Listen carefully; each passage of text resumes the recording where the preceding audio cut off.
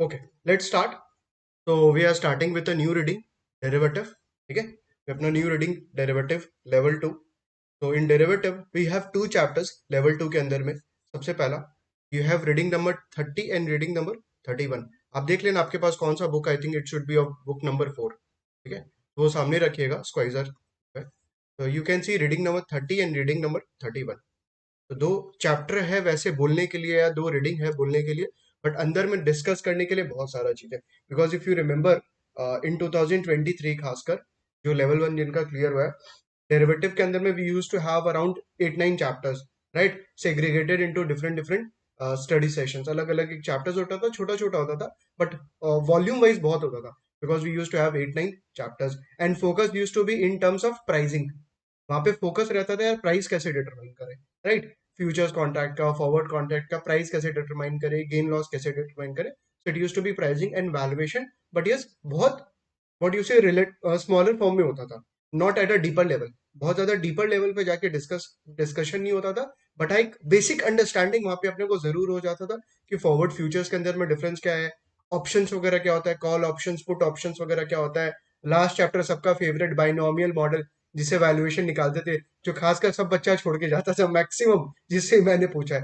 But यहाँ पे तुमको बाइनोमियल मॉडल सीखना ही पड़ेगा, कोई ऑल्टरनेटिव नहीं है, कोई ऑल्टरनेटिव नहीं. यहाँ पे बाइनोमियल मॉडल सीखना ही पड़ेगा.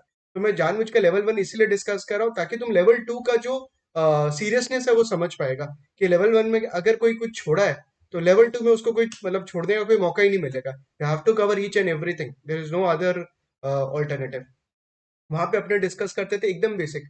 खासकर थ्योरी वगैरह भी बहुत होता था लेवल 1 के अंदर में, डेरिवेटिव्स के अंदर में, right. Where we use to discuss call option, put option में क्या डिफरेंस है, बायर सेलर में क्या डिफरेंस है, फॉरवर्ड फ्यूचर्स वगैरह में क्या डिफरेंस है, कैश एंड कैरी आर्बिट्रेज कैसे होता है, फ्यूचर्स फॉरवर्ड का प्राइसिंग कैसे निकलता है, स्वैप्स स्वैप्स कैसे निकालेंगे, मतलब स्वैप का प्राइसिंग कैसे होगा, and all we use to discuss a lot of things in level 1, but again at a very basic level.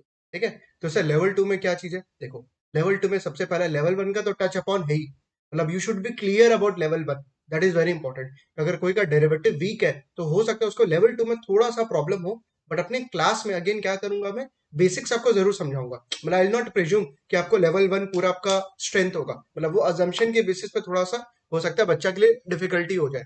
तो मैं क्या अज्यूम करूंगा कि हाँ भाई आपको बेसिक्स आता है, that is clear, but again मैं ब्रशअप आपको जरूर करवा दूंगा. जो लेवल 1 का यहाँ पे अपने को जो काम आएगा स्पेसिफिकली, टू इंश्योर कि आप लेवल 1 का ब्रशअप होने से तुरंत आप लेवल 2 को कैचअप कर पाओगे, right. I hope that is fine. कि अपने बहुत ज्यादा डीपर लेवल पे तो नहीं जा पाएंगे लेवल 1 के अंदर में, बट यस, लेवल 1 को टच अपॉन जरूर करेंगे, ब्रशअप जरूर करेंगे. कि यार देख लेवल 1 में अपने ये सब चीज पढ़ते थे, वो टच अपॉन करने के बाद उससे मैं लेवल 2 को बिल्ड कर लूंगा, सो दैट आपके लिए भी इजी हो जाए, प्लस आप लेवल 1 और लेवल 2 का जो कॉन्सेप्ट है वो फटाफट से लिंक कर पाओ. परफेक्ट. तो यहाँ पे आपके लिए टू रीडिंग्स है, reading number 30 and reading number 31 level 2 के अंदर में. पहला है pricing and valuation of forward commitments. ठीक है, फॉरवर्ड कमिटमेंट्स. और क्या बोल रहा है, प्राइसिंग एंड वैल्यूएशन. तो level 2 is all about what, valuation. Level 2 is all about what, valuation. Equity तुम लोग कर चुका है, right. Equity you have done. वहां पे देखा वैल्यूएशन कितना डीपर लेवल के अंदर में होगा. वहां पे तो इक्विटी में की है, अब यहाँ पे डेरिवेटिव में करेंगे क्या चीज, वैल्यूएशन. प्राइसिंग तो इज ऑलरेडी देयर, मतलब लेवल 1 में भी था, बट वैल्यूएशन पे बहुत ज्यादा फोकस है. यार फॉरवर्ड फ्यूचर्स का वैल्यूएशन कैसे डिटरमाइन करेंगे. वैल्यूएशन मतलब whatever is the gain और the loss to the long और द शॉर्ट पोजीशंस. तो forward commitment, pricing and valuation. Reading number 31 is valuation of contingent claim. Valuation of contingent claim. अगर आपको याद होगा level 1 के अंदर में अपने एक छोटा सा डिस्कशन होता था forward commitment versus contingent claim के बीच का डिफरेंस. इनकेस अगर कोई को याद है तो, कि सर फॉरवर्ड कमिटमेंट का मतलब क्या होता है, कंटिजेंट क्लेम का मतलब क्या होता है. Forward commitment and contingent claim का मीनिंग क्या होता है. तो वहां पे अपने बात करते थे forward commitment can be futures, can be forward, can be swaps. Contingent claims are actually what, options. Contingent claim, क्योंकि कंटिजेंसी है ना, कंटिजेंसी ऑप्शंस आपके फेवर में आएगा कि नहीं आएगा, आपके फेवर में आएगा कि नहीं आएगा, तभी तो नाम है इसका क्या, कंटिजेंट क्लेम. और उसका क्या, वैल्यूएशन. उसका क्या, वैल्यूएशन. तो जो भी डेल्टा, गामा, थीटा, वेगा, नाम सुना हुआ है. तो सुना हुआ तो है, लेकिन याद नहीं आ रहा कहाँ पे सुना हुआ है. याद करो, पोर्टफोलियो मैनेजमेंट के अंदर में लेवल 1 के अंदर में रिस्क मैनेजमेंट का जो टॉपिक होता था, वहां पे अगेन एक एक लाइन के अंदर में होता था. डेल्टा का मतलब क्या है, थीटा का मतलब क्या है, वेगा का मतलब क्या है, रो का मतलब क्या है. और यहाँ पे पूरा का पूरा यू हैव अ वैल्यूएशन, मतलब उसको अपने पूरा समझेंगे कि यार कैसे वो actually call option, put option वगैरह को, उसका वैल्यू को कैसे इफेक्ट करता है। मैं खासकर प्रैक्टिकल एस्पेक्ट्स पे भी फोकस दूंगा आपको, ठीक है। खासकर जो कॉन्टीजेंट क्लेम वाला टॉपिक है ना, तो अपने कुछ प्रैक्टिकल कुछ वेबसाइट्स वगैरह ओपन करके जब मैं आपको समझाऊंगा तो समझाते हुए आपको प्रैक्टिकल चीजें लिंक करवाऊंगा, सो दैट आपका रिटेंशन काफी हाई रहे वहां पे, क्योंकि तुम एक बार थ्योरी समझेगा और साइड बाय साइड मेरे साथ प्रैक्टिकल एस्पेक्ट देखेगा ना कि सर डेल्टा थीटा गामा वगैरह कैसे होता है, तो आपका जो मतलब रिटेंशन होगा वो काफी हाई हो जाएगा, मतलब you will be able to remember practically also. But yes, अपने एक लिमिटेशन तो फॉलो करना ही पड़ेगा क्लास के अंदर में, मतलब पूरा जाके मैं ऑब्वियसली उस वेबसाइट के अंदर में सब कुछ निकालना तो नहीं आपको बता पाऊंगा, बट यस, अपना थ्योरी प्लस आप जब वो प्रैक्टिकल को लिंक करोगे टेक्सचुअली प्लस जो प्रैक्टिकल एस्पेक्ट में आपको समझाऊंगा, उसके बाद आपको पूरा रिटेंशन होने वाला है, खासकर कॉन्टेंजेंट क्लेम वगैरह के, ठीक है। बाइनोमियल मॉडल वगैरह वहां पे अपन डिस्कस करें। तो बोलने के लिए दो चैप्टर है, बट यस अंदर में बहुत सारा चीजें। आज अपने स्टार्ट कर रहे हैं reading number 30, pricing and valuation of forward commitment, ठीक है। तो ये अपना वैसे चैप्टर नंबर 1 है डेरिवेटिव का, but yes as per author it is what reading number 30, pricing and valuation of forward commitments. तो तुम देखो यहाँ पे बेसिकली यहाँ पे ये लोग मॉड्यूल्स के अंदर में बाइफर्केट किया हुआ है, pricing and valuation concepts, pricing and valuation of equity forwards, pricing and valuation of fixed income forward, तो फॉरवर्ड कॉन्ट्रैक्ट चल रहा है, pricing FRA forward rate agreement, again part of level 1, valuation of FRA, pricing and valuation of interest rate swaps, currency swaps, equity swaps, ठीक है। तो चीज तो समझ में आ गया होगा आपको, जैसे अपने फॉरवर्ड फ्यूचर्स और स्वैप्स वगैरह को डिस्कस करेंगे। बाई चांस कोई का लेवल 1 में डेरिवेटिव ज्यादा स्ट्रांग नहीं था तो आपको प्लीज टेंशन नहीं लेना पहले, क्योंकि ये मैं चीज देखता हूँ क्या डेरिवेटिव लेवल 1 कोई कोई स्टूडेंट्स का काफी वीक होता है, तो आपको प्लीज लेवल 2 में उसको कैरी फॉरवर्ड नहीं करना उस टेंशन। जहां तक अपने ट्राइंग करेंगे कि आपका जो टफनेस है कोई भी पोर्शन में आपको अगर दिक्कत आ रहा है उसको अपने ईज करने का ट्राई करेंगे, और मैं ट्राई करूंगा उस चीज को एक बार दो बार रिपीट करूं सो दैट आपको एकदम क्लियर हो जाए। प्लस सम्स तो करेंगे अपने क्लास के अंदर में, जैसे वैल्यूएशन वगैरह में अपने एकदम अच्छे से सम्स करते थे, डेरिवेटिव में भी आपको एग्जाम्पल सम्स वगैरह करवाऊंगा, सो दैट आपका पूरा अंडरस्टैंडिंग एकदम स्ट्रांग हो जाए, राइट। तो तुमको डरना नहीं है डेरिवेटिव के अंदर में एकदम भी। एग्जाम पॉइंट ऑफ व्यू से पहले बात कर रहे हो, एग्जाम पॉइंट ऑफ व्यू से डेरिवेटिव और फिक्स्ड इनकम, ठीक है, जो अपने नेक्स्ट टॉपिक करेंगे उसमें प्रैक्टिकल चीज बहुत पूछते हैं लोग, मतलब प्रैक्टिकल सम्स वगैरह, ठीक है। लेवल 1 में याद है थ्योरी बहुत रहता था आपका, थ्योरी काफी रहता था as compare to practical, level 2 के अंदर में प्रैक्टिकल बहुत रहने वाला है एज कम्पेयर टू थ्योरी। तो ये चीज आप प्लीज क्लियर रखिएगा कि सर अपना जो डेरिवेटिव है फिक्स्ड इनकम के अंदर में जो इंस्टीट्यूट है वो क्वेश्चंस पे बहुत ज्यादा फोकस करेगा, सॉल्विंग वाला प्रैक्टिकल वाला, तो आपको उतना स्ट्रांग रहना पड़ेगा और आपका जो ब्रेन है वो फंक्शन करना पड़ेगा, बिकॉज यहाँ पे नंबर ऑफ डेज वगैरह के अंदर में बहुत प्ले अराउंड होगा, यार कितना नंबर ऑफ डेज का फॉरवर्ड कॉन्ट्रैक्ट है, कितना टाइम बचा हुआ है, what ever is the balancing figure and all, तो वो सब चीज पे आपको कंट्रोल रखना पड़ेगा सम्स के ऊपर। इसलिए मैं पहले ये सब चीज को आपको बता दे रहा हूँ सो दैट आपका जो ध्यान है वो एकदम भी डाइवर्ट नहीं हो, जब आप सम्स कर रहे हो यू नीड 100% अटेंशन। अगर तुम थोड़ा सा भी लूज करेगा तुमको आज के क्लास में ही समझ में आ जाएगा, ये एक दो क्लास के अंदर में समझ में आ जाएगा कि नहीं सर, ध्यान तो पूरा चाहिए, ध्यान तो डेरिवेटिव के अंदर में पूरा चाहिए, क्योंकि ध्यान भटका और वो क्या बोलते हैं ना दुर्घटना घटा, वो वाला हिसाब हो जाएगा डेरिवेटिव फिक्शन के अंदर, बिकॉज सम्स आते हैं, न्यूमेरिकल्स आते हैं, तो न्यूमेरिकल्स आएगा कैलकुलेटर पे कमांड रखना पड़ेगा, plus you need command on the. डरा नहीं रहा हूं बट बता रहा हूं कि क्या चीज जब आप पढ़ो तो उसके लिए आपका माइंडसेट प्रिपेयर होना चाहिए कि हाँ यार टॉपिक इज गुड, थोड़ा सा हीवी लगेगा माइंड में, but yes it's interesting, interesting है प्लस कैलकुलेशन है, तो आपको उसी हिसाब से पूरा फोकस करना पड़ेगा टॉपिक के, राइट। चलिए अब अपने स्टार्ट कर रहे हैं फटाफट से, pricing and valuation of forward commitments. तो मैंने यहाँ पे क्या किया आप लोग के लिए, इस रीडिंग को बेसिकली बाइफर्केट कर दिया अपने क्लास के पॉइंट ऑफ व्यू से कि अपने क्लास के अंदर में कैसे मूव करेंगे, प्लस आपके रिवीजन के पॉइंट ऑफ व्यू से, यार चैप्टर थोड़ा सा जब बड़ा होता है तो उसको अपने एक समरी फॉर्म में क्लासिफाई कर लेते हैं, so it's become like a road map कि अपने कैसे कैसे डिस्कस करेंगे, and it's become interesting for you also कि यार एक स्ट्रक्चर्ड वे में अपने पढ़ाई कर रहे हैं। तो देखो यहाँ पे pricing and valuation of forward commitments में part number 1, pricing and valuation of forward and futures on equity, pricing and futures, forward and futures किस पे होने वाला, इक्विटी स्टॉक के ऊपर में, that is LOS number A, fixed income के ऊपर में that is LOS number D, interest rate के ऊपर में forward and futures that is LOS number D.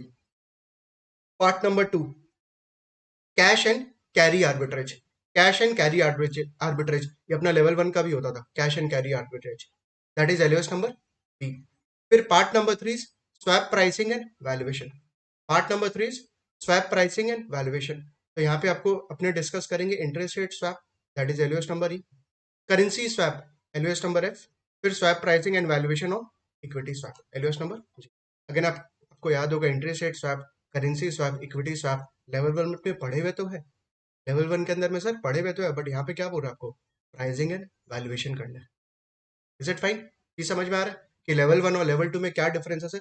Level 1 में अपने चीज पढ़ते थे बेसिक अंडरस्टैंडिंग के लिए, यहाँ पे सारा कैलकुलेशन करेंगे कि प्राइसिंग कैसे निकलेगा, चाहे फॉरवर्ड फ्यूचर्स हो, कोई भी कॉन्ट्रैक्ट का, चाहे वो इक्विटी हो, चाहे वो फिक्स इनकम हो, चाहे वो इंटरेस्ट हो, ठीक है। स्वैप का कैसे प्राइसिंग एंड वैल्यूएशन होने वाला है, चाहे वो करेंसी हो, चाहे वो इक्विटी हो, चाहे वो इंटरेस्ट रेट, और फिर सबसे easy cash and carry arbitrage, right. Let's start.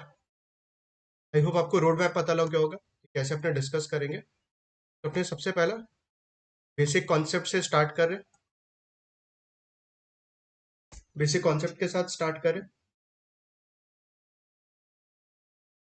Forward commitment versus contingent claim, दोनों में क्या डिफरेंस है, व्हाट इज द डिफरेंस, याद करने का ट्राई करिए। Forward commitment versus contingent claim. एक सेकंड, आपको यहाँ पे थ्योरी कुछ लिखने का जरूरत नहीं है, ठीक है, मैं आपको लिखा हुआ नोट्स आपको दे दूंगा, you don't need to worry, किसे लिखने का जरूरत नहीं है थ्योरी खासकर, आप लिखिए मत, सिर्फ सुनिए और समझिए चीजों को, और याद करने का ट्राई करिए कि लेवल 1 में अपने क्या पढ़े। फॉरवर्ड कमिटमेंट के अंदर में अपने कौन सा कॉन्ट्रैक्ट्स लेते थे, अगर आपको याद है तो, फॉरवर्ड कमिटमेंट के अंदर में किस टाइप का कॉन्ट्रैक्ट्स लेते थे sir? It includes forwards, it include futures, it includes swaps. Forward commitment के अंदर में we used to take what, forward futures contract और क्या, swaps. Whereas contingent claim में क्या लेते थे, कंटिंजेंट क्लेम के अंदर में ऑप्शंस, और ऑप्शंस का भाई एक और होता था अगर याद है तो, सीडीएस। सीडीएस याद है, क्रेडिट डिफॉल्ट स्वैप, सर नाम तो सुना हुआ है बट याद नहीं आ रहा, कोई दिक्कत नहीं है। सीडीएस, क्रेडिट डिफॉल्ट स्वैप, अभी यहाँ पे मेरे को उस पर डिस्कस नहीं करना है सीडीएस पे, बट यस ऑप्शन का भाई होता था, नाम है इसका स्वैप बट होता था कंटीजेंट क्लेम, क्योंकि उसके अंदर में डेरिवेटिव जो अंडरलाइंग होता था, it use to be credit quality of the company, credit quality of the company, कि अगर मान लो अपने अडानी का बॉन्ड्स वगैरह बाई किए हुए और अगर वो डिफॉल्ट कर जाता है तो सर अपने को कैसे पैसा मिले, क्रेडिट डिफॉल्ट स्वैप होता है। तो फॉरवर्ड कमिटमेंट के अंदर में the contracts can be forward futures swaps, contingent claim के अंदर में the contract is what, options या सीडीएस। जब मैं फॉरवर्ड फ्यूचर्स और स्वैप्स का बात कर रहा हूँ, ठीक है, फॉरवर्ड फ्यूचर स्वैप्स का, तो पे ऑफ अपसाइड डाउन साइड दोनों होने वाला है, अपसाइड डाउन साइड दोनों होने वाला है। वेयर एज कंटिंजेंट क्लेम के अंदर में क्या होगा, it will be a one side पे ऑफ, मतलब फॉरवर्ड कमिटमेंट वगैरह के अंदर में सर दी कैश फ्लो, दी पे of will be on a linear side, linear fashion में होगा कि सर अगर ऊपर गया तो सर अगर फॉरवर्ड बाई किए हुए तो डिफरेंस मिलेगा, अगर नीचे गया तो फॉरवर्ड सेल किए हुए तो पैसा मिलेगा, right. Whereas contingent claim के अंदर में सर डिपेंड करता है ऑप्शन बायर है या ऑप्शन सेलर है, बिकॉज एक साइड में आपके अगर फेवर में नहीं गया ऑप्शंस तो वो लैप्स हो जाएगा, two sided versus one sided वाला चीज है, right. In case of forward commitment, in case of forward commitment पे ऑफ और प्रॉफिट क्या होगा, सेम या अलग अलग, पे ऑफ या प्रॉफिट क्या होने वाला है, सेम या अलग अलग, पे ऑफ और प्रॉफिट याद करने का ट्राई करो। पे ऑफ और प्रॉफिट सर, पे ऑफ का मतलब कि अगर आपके फेवर में कॉन्ट्रैक्ट गया तो आपको डिफरेंस मिलेगा, और प्रॉफिट जितना आपका गेन होगा, तो पे ऑफ और प्रॉफिट सेम होता था फॉरवर्ड कमिटमेंट के। वेर एज कंटिंजेंट क्लेम के अंदर में pay of and profit used to be different, pay of and profit used to be different. Reason sir, reason, contingent claim के अंदर में अपने क्या पे करते हैं, ऑप्शंस के अंदर में अगर अपने ऑप्शन बाई कर रहे हैं, व्हाट वी पे, क्या पे करते हैं, प्रीमियम, क्या पे करते हैं, premium. Whereas forward commitment के अंदर में अपने कुछ भी पे नहीं करते हैं, exception is what, exception is what, futures के अंदर में व्हाट वी पे, इनिशियल मार्जिन, फ्यूचर्स के अंदर में व्हाट वी पे, इनिशियल मार्जिन। याद आ रहा है ये सब चीज सारा कुछ कि सर हाँ, फॉरवर्ड कमिटमेंट के अंदर में पे ऑफ एंड प्रॉफिट क्या होता है, same, because there is no initial outflow exception initial margin in case of futures. whereas in case of contingent claim, payoff and profit are different because अपने initially क्या pay करते हैं, premium पे करते हैं। तो पे ऑफ में क्या होता है, जो भी पैसा अपने को आ रहा है, अगर अपने ऑप्शन बाई किया, कॉल ऑप्शन बाई किया and if the price increases तो अपने को वो जो डिफरेंस है वो आएगा, बट अपने जो प्रीमियम पे किए दैट इज द सunk कॉस्ट, वो माइनस करेंगे तो क्या आएगा, प्रॉफिट, वो माइनस करेगा तो क्या आएगा, profit, okay. In case of forward commitment in case of forward commitment the buyer and the seller both has the rights and obligations. In case of forward commitment, buyer and the seller both has the rights as well as obligations. Sir ये पढ़ते तो थे level 1 के अंदर में, but याद नहीं आ रहा, मतलब ऐसा क्या, मतलब क्यों ऐसा बोल रहे, करवाऊंगा याद। In case of contingent claim, buyer के पास राइट होता है, whereas seller has what, obligation. Buyer has right whereas seller has what, obligation. Reason कि सर बायर के फेवर में अगर प्राइसेस मूव हुआ, in case of call options, अगर प्राइस ऊपर चला गया तो बायर को डिफरेंस मिलेगा। सर डिफरेंस का मतलब जो स्ट्राइक प्राइस पे आप बाई की हो वर्सेस स्टॉक प्राइस जितना ऊपर गया, एस माइनस ई का डिफरेंस आपको मिलेगा। You have a right. और आपके फेवर में नहीं गया, मतलब अगर प्राइस नीचे चला गया तो call option will what, lapse. याद आ रहा है ऐसा कुछ कि सर बायर के फेवर में अगर प्राइस मूव हुआ तो उसके पास राइट है that he will get the difference, whereas अगर उसके फेवर में नहीं गया तो उसके पास कोई ऑब्लिगेशन नहीं है कि उसको कुछ फर्दर पे करना, because what he has actually paid initial premium, and initial premium is actually what, sunk cost। Premium is actually what, sunk cost ना, कि आपके फेवर में जाए, आपके फेवर में नहीं जाए, आपको तो वो पे करना पड़ेगा। तो बायर के पास क्या होता है, राइट। पुट ऑप्शन के पॉइंट ऑफ व्यू से सोचो, पुट ऑप्शन के पॉइंट ऑफ व्यू से सोचो एक बार कि sir the buyer of the put option has a right to receive the difference on the downside. अगर प्राइस स्ट्राइक प्राइस के नीचे चला गया, सर अगर price of the underline strike price के नीचे चला गया तो आपको डिफरेंस मिलेगा in case of put option. But अगर प्राइस ऊपर चला गया, put option will what, lapse. Again buyer has a right to receive the पे ऑफ।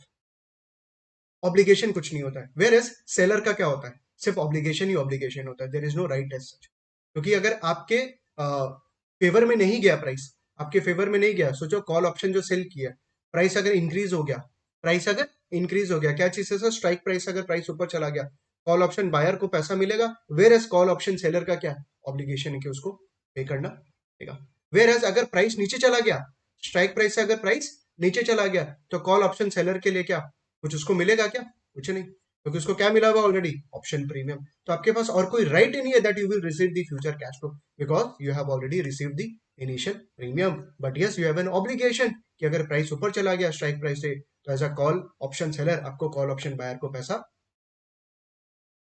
याद आ रहा है ये सब सारा चीज, पहले तो ये कंफर्म करो भाई, ये सब सारा चीज याद आ रहा है ना, कोई को ये कोई ग्रीक्स तो नहीं लग रहा है कि sir option buyer option seller का राइट्स है या ऑब्लिगेशन है। वैसे put option seller, put option seller में क्या होगा कि प्राइस अगर नीचे चला गया तो जो पुट ऑप्शन सेलर है उसको डिफरेंस क्या होगा, देना पड़ेगा ऑप्शन बायर को, पुट ऑप्शन बायर को। वेयर एज प्राइस अगर ऊपर चला गया, put option will got lapse. तो पुट ऑप्शन सेलर के पास अगेन कोई राइट नहीं है कोई भी चीज फ्यूचर में रिसीव करने का, बिकॉज उसको ऑलरेडी क्या मिला हुआ है, ऑप्शन प्रीमियम। एंड अपने बात करते थे कि सर ऑप्शन बायर के लिए, ऑप्शन बायर के लिए maximum profit is what, unlimited. Option buyer के लिए maximum profit is unlimited, whereas option seller के लिए profit is actually what, limited to the extent of option premium, because उससे ज्यादा तो उसको मिलेगा नहीं कुछ भी, उससे ज्यादा उसको कुछ मिलेगा नहीं। ऑप्शन बायर के लिए loss is what, limited to the extent of what, option premium. तभी तो बात आ रहा है कि सर उसका कोई ऑब्लिगेशन नहीं है, ऑप्शन बायर का फर्दर और कोई ऑब्लिगेशन नहीं है, बिकॉज वो ऑलरेडी क्या पे किया हुआ है, ऑप्शन प्रीमियम पे किया हुआ है। अब उससे ज्यादा उसको कोई लॉस हो नहीं सकता है। वेयर एज ऑप्शन सेलर के लिए लॉस क्या है, ऑप्शन सेलर के लिए loss is actually what, option seller के लिए loss is actually what, unlimited. कि प्राइस अगर ऊपर चला गया in case of call option तो ऑब्वियसली ऑप्शन सेलर को देना पड़ेगा जितना भी लॉस हुआ है, और प्राइस अगर नीचे चला गया in case of put option तो जो ऑप्शन सेलर है उसको भी दैट डिफरेंस ही नीड्स टू। बट हाँ जब नीचे के साइड में जाएगा, अनलिमिटेड बोलने के लिए, बट याद है अपने क्लास में बोलते थे यार बोलने के लिए अनलिमिटेड है कि पुट ऑप्शन नीचे जाएगा, प्राइसेस नीचे जाएगा, but prices can not be become what, negative. Negative नहीं हो सकता, जीरो तक जा सकता है। अरे प्राइस नेगेटिव थोड़ी होगा, नीचे जाएगा प्राइस तो कितना जा सकता है सर, जीरो हो सकता है शेयर प्राइस, उससे ज्यादा थोड़ी होने वाला। तो बट हाँ थ्योरेटिकली अपने बोलते हैं इट इज व्हाट एक्चुअली, ठीक है। Contingent claim versus forward commitment. Also there is a credit risk in case of forward contracts. Forward contracts में याद है क्रेडिट रिस्क होता है, फॉरवर्ड कॉन्ट्रैक्ट्स के अंदर में क्या होता है, क्रेडिट रिस्क होता है। फ्यूचर्स वगैरह के अंदर में क्रेडिट रिस्क नहीं होता, because there is a initial margin which has to be deposited, there is a initial margin which needs to be deposited. Whereas in case of contingent claim, buyer के पास credit risk होता है, buyer को actually credit risk होता है किससे, option seller से। Option seller से, जो ऑप्शन बायर है उसी को तो रिस्क है ना, बिकॉज उसी के पास तो आने के लिए अनलिमिटेड प्रॉफिट है, right. Whereas option seller के पास तो कोई रिस्क है ही नहीं, क्योंकि सर वो ऑलरेडी इनिशियल प्रीमियम ले लिया, वो तो ऑलरेडी इनिशियल प्रीमियम। तो ये डिफरेंसेस अपने डिस्कस किए, forward commitment versus contingent claim, forward commitment versus contingent claim. एक बार फटाफट से रिकैप करें कि सर फॉरवर्ड कमिटमेंट के अंदर में क्या क्या आता है, फॉरवर्ड आता है, फॉरवर्ड कॉन्ट्रैक्ट्स आता है, फ्यूचर्स आता है, स्वैप्स आता है। वेर एज कंटिंजेंट क्लेम के अंदर में ऑप्शंस आता है। Second, buyer and seller has rights and obligations, whereas contingent claim के अंदर में buyer has the right, seller has the obligation. Buyer के पास राइट है, सेलर के पास क्या है, ऑब्लिगेशन है। थर्ड, पे ऑफ एंड प्रॉफिट क्या, फॉरवर्ड कमिटमेंट के अंदर में सेम, पे of and profit are different. क्यों, याद करने का ट्राई करिए, इनिशियल प्रीमियम की वजह से, इनिशियल प्रीमियम की वजह से। Fourth, no initial payment, exception क्या है, एक्सेप्शन क्या है, इनिशियल मार्जिन इन दिस।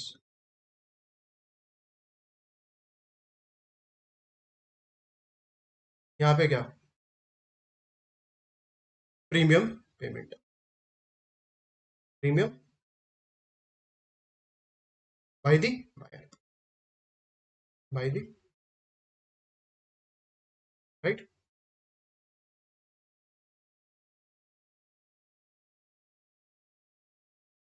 यहाँ पे no credit risk except forward, यहाँ पे credit risk is faced by option buyer, ठीक है। बट प्रैक्टिकली देखो ऑप्शन बायर तब भी फेस नहीं करता है, बिकॉज क्या है ना, अभी अगर आप मतलब कोई अगर ट्रेडिंग कर रहा होगा या नॉलेज रखता होगा, तो जब आप ऑप्शन सेल करते हो ना, जब ऑप्शन सेल करते हो तो आपको मार्जिन डिपॉजिट करना पड़ता है, आपको मार्जिन डिपॉजिट करना पड़ता है। देखो अगर कोई बाई कर रहा है ऑप्शन, तो उसके पास से क्या जाएगा, प्रीमियम जाएगा, उसके पास मैक्सिमम लॉस क्या हो सकता है, that premium will become zero, उससे ज्यादा तो लॉस है नहीं, उससे ज्यादा तो उसका ऑब्लिगेशन है नहीं। वेयर एज ऑप्शन सेलर के पास तो अनलिमिटेड ऑब्लिगेशन, याद है कि अगर आप कॉल ऑप्शन सेल किए हो, अगर सर प्राइस ऊपर चला गया तो ऑप्शन सेलर को वो डिफरेंस देना पड़ेगा, और अगर ऑप्शन सेलर डिफॉल्ट कर जाता है तो अल्टीमेटली फिर बायर नेक्स्ट टाइम से बाई नहीं करेगा, राइट। इसलिए एक्सचेंज क्या करता है, ऑप्शन सेलर से मार्जिन ले लेता है, ऑप्शन सेलर से मार्जिन ले लेता है, मैंने प्रैक्टिकल एस्पेक्ट बताया, ठीक है। बट यहाँ पे क्या बोल रहा हूँ, credit risk is faced by the option buyer theoretically, क्या ऑप्शन सेलर जो है सर, उसके पास क्या अनलिमिटेड लॉस है, तो हो सकता है वो पैसा चुका नहीं। तो थ्योरेटिकली और प्रैक्टिकली प्लीज चीज को थोड़ा सा बाइफरकेट करिएगा, यार प्रैक्टिकली सर ऑप्शन सेलर को तो मार्जिन देना ही पड़ता है, ऑप्शन सेलर को, ठीक है। तो forward commitment versus contingent claim. अब यहाँ पे एक बार थोड़ा सा इस चीज पे फोकस करूँ, बायर एंड सेलर पे क्या राइट्स एंड ऑब्लिगेशंस है, बिकॉज मैंने ऑप्शंस पे बहुत ज्यादा फोकस कर दिया। एक बार आप फॉरवर्ड कमिटमेंट के अंदर में जो बायर एंड सेलर के पास मैंने बोला राइट्स एंड ऑब्लिगेशंस है, उस पर थोड़ा सा फोकस करते हैं, क्योंकि ये कितना बच्चा लोग सिर्फ लर्न करके चला जाता था, मतलब नहीं समझता था, ठीक है। सबसे पहला फॉरवर्ड कॉन्ट्रैक्ट का मतलब क्या होता है, what do we mean by forward contracts. Sir it is the contract between the buyer and the seller. Sir ये क्या है सर, एक कॉन्ट्रैक्ट है किसके बीच में, बायर और सेलर के बीच में, where the delivery will happen in the future, where the underlying delivery of the underlying will happen in the future at the price decided today, at the price decided today. इसका मतलब कि sir forward contract एक ऐसा contract है buyer और seller के बीच में, जहां पे जो अंडरलाइन का एक्सचेंज होगा ना, लेन देन, वो कब होगा, फ्यूचर में, after 5 month 6 months and all. But yes उसका जो प्राइस डिटरमाइन होगा वो कब, फ्यूचर में कि आज, आज। इसलिए मैंने बोला the price will be decided as on today, on inception, आज ही। एक कॉन्ट्रैक्ट इंटर होगा बायर और सेलर के बीच में, जहां पे बोला जाएगा यार तुम फ्यूचर में डिलीवरी ले लेना, कोई दिक्कत नहीं है, बट प्राइस कब डिसाइड कर ले, आज ही डिसाइड कर लो, आज ही डिसाइड कर लो। In case of forward contract buyer, in case of जो बाई कर रहा है फॉरवर्ड कॉन्ट्रैक्ट और who is actually long on the forward contract, तो वो क्या प्रे करेगा, वो क्या प्रे करेगा, जो अंडरलाइन का प्राइस है वो इंक्रीज हो या डिक्रीज हो, वो क्या प्रे करेगा, सर वो प्रे करेगा कि अंडरलाइन का प्राइस क्या हो, इंक्रीज हो, अंडरलाइन का प्राइस इंक्रीज हो, because in case of long on the forward contracts, they are actually what doing upside betting, they are actually doing what upside betting. वो लोग प्रे कर रहा है कि सर प्राइस क्या हो जाए, इंक्रीज हो जाए। सर एग्जाम्पल दीजिए, एग्जाम्पल देखो, तुम मान लो रिलायंस का फ्यूचर्स बाई किया, रिलायंस का फ्यूचर्स बाई किया, because futures are actually what exchange traded होता है, तो तुम मान लो रिलायंस का फ्यूचर्स बाई किया, सर किस भाव पे बाई किया, मान ले भाव, जो प्राइस है, भाव मतलब प्राइस, प्राइस इज एक्चुअली 2500, जो फ्यूचर्स ट्रेड कर रहा है ना रिलायंस का 2500 का, कब का सर, 1 मंथ का, सबका 1 मंथ का, बिकॉज अपने को पता है derivative has a what maturity, derivative has what maturity. तो यहाँ पे फॉरवर्ड या फ्यूचर्स कॉन्ट्रैक्ट में भी क्या आने वाला है, मैच्योरिटी आएगा। तो मैंने क्या बोला, एक महीना का तुम 1 मंथ का मैच्योरिटी का रिलायंस का क्या बाई किया, फ्यूचर्स बाई किया। तो सर जो जो जो आपने बाई किया है, तो आपका व्यू क्या है, व्हाट इज योर व्यू, आपको लगता है प्राइस इंक्रीज होगा, एकदम, तभी तो आपने फ्यूचर्स बाई किया है, तभी तो आपने फ्यूचर्स बाई किया है। तो आप क्या बोल रहे हो कि sir I am betting on the upside, मेरे को लग रहा है 2500 के ऊपर जाएगा, 2500 के ऊपर जाएगा, कब, मेच्योरिटी तक, कब, मेच्योरिटी तक। इसका मतलब you have a right to buy the Reliance the underline at 2500।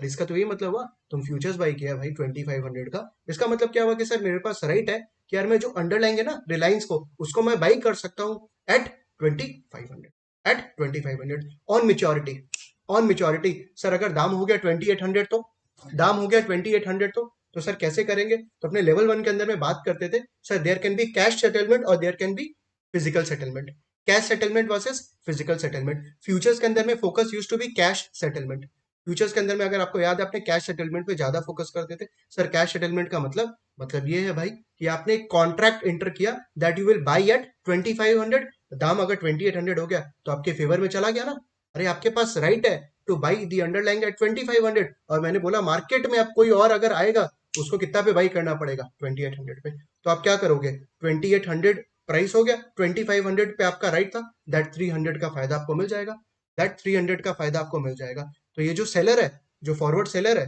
Future seller है, वो फ्यूचर्स बायर को 300 दे, obviously into contract size and all, into contract size मतलब जितना भी लॉट साइज होने वाला है इनटू दैट। ये समझ में आ रहा है। तो यहाँ पे अपने बात किए सर कॉन्ट्रैक्ट फॉर डिफरेंस, ये अपने को क्या मिलने वाला, कैश सेटलमेंट करेंगे, जो भी डिफरेंस होगा ना वो अपने फेवर में अगर हुआ तो अपने को। तो in case of futures of forward कि सर अगर अपने बाई कर रहे हैं, what we are praying here, we are doing actually what, upside betting, and we have a right to buy the contract, और we have a right to buy the underlying at what, F, F पे, which is 25, which is 25। और अगर sir दाम ऊपर चला गया तो आपको वो डिफरेंस मिल जाए, और अगर सर दाम नीचे चला गया तो मेच्योरिटी तक अगर दाम नीचे चला गया तो आपने आपका राइट था बाई करने का 2500 पे, ठीक है, और दाम अगर 2200 हो गया तो तब आपका ऑब्लिगेशन हो जाएगा 2500 पे बाई करने, तब आपका ऑब्लिगेशन हो जाएगा 2500 पे बाई करने का, और 2500 पे बाई कर लिया और मार्केट में सेल कर सकते हो उसको 2200 पे, या वो जो डिफरेंस है ना 2500 वर्सेस 2200, दैट 300 आपको पे करना, आपको पे करना पड़ेगा, मतलब बायर को पे करना पड़ेगा, किसको, सेलर को, बायर को पे करना पड़ेगा, किसको, सेलर। तो in case of a long forward contracts or long futures contract, we are doing what? Upside betting. We are doing actually upside betting. If price increases above F, we will get the difference and we have a right to get the difference. And if the price decreases, we have an obligation to pay the difference. ये समझ में आ रहा है। तो देखो यहाँ पे linear cash flow है ना, लीनियर, कि सर अगर प्राइस ऊपर जा रहा है तो बायर को डिफरेंस मिल रहा है, अगर प्राइस नीचे जा रहा है तो बायर को डिफरेंस देना पड़ रहा है। इसलिए मैंने बोला क्या, buyer has the rights and obligation, buyer के पास क्या है, राइट्स भी है और ऑब्लिगेशन भी है। तो सर राइट कैसे है, राइट जब आपके प्राइस ऊपर चला गया, एफ से ज्यादा चला गया, तो आपके पास राइट है कि आप एफ पे बाई कर लो, आपके पास राइट, आप एफ पे बाई कर लो विच इज 2500, और मार्केट में 2800 पे सेल कर देना, तो 300 आपको वैसे मिल जाएगा, फिजिकल सेटलमेंट। आप 2500 पे बाई कर लीजिए, मतलब शेयर्स का डिलीवरी ले लीजिए, और 2000 पे मार्केट पे सेल कर दीजिए, क्योंकि आपके पास तो राइट है ना 2500 पे बाई करने का। ये 2500 कब डिसाइड हुआ था, आज या 1 मंथ के बाद, आज। ये चीज जरूरी याद रखना प्लीज कि सर ये जो फॉरवर्ड और फ्यूचर्स कॉन्ट्रैक्ट का प्राइस डिसाइड कब होता, आज, डिलीवरी कब होगा, फ्यूचर में, डिलीवरी कब होगा, फ्यूचर, राइट। आपके पास राइट्स है।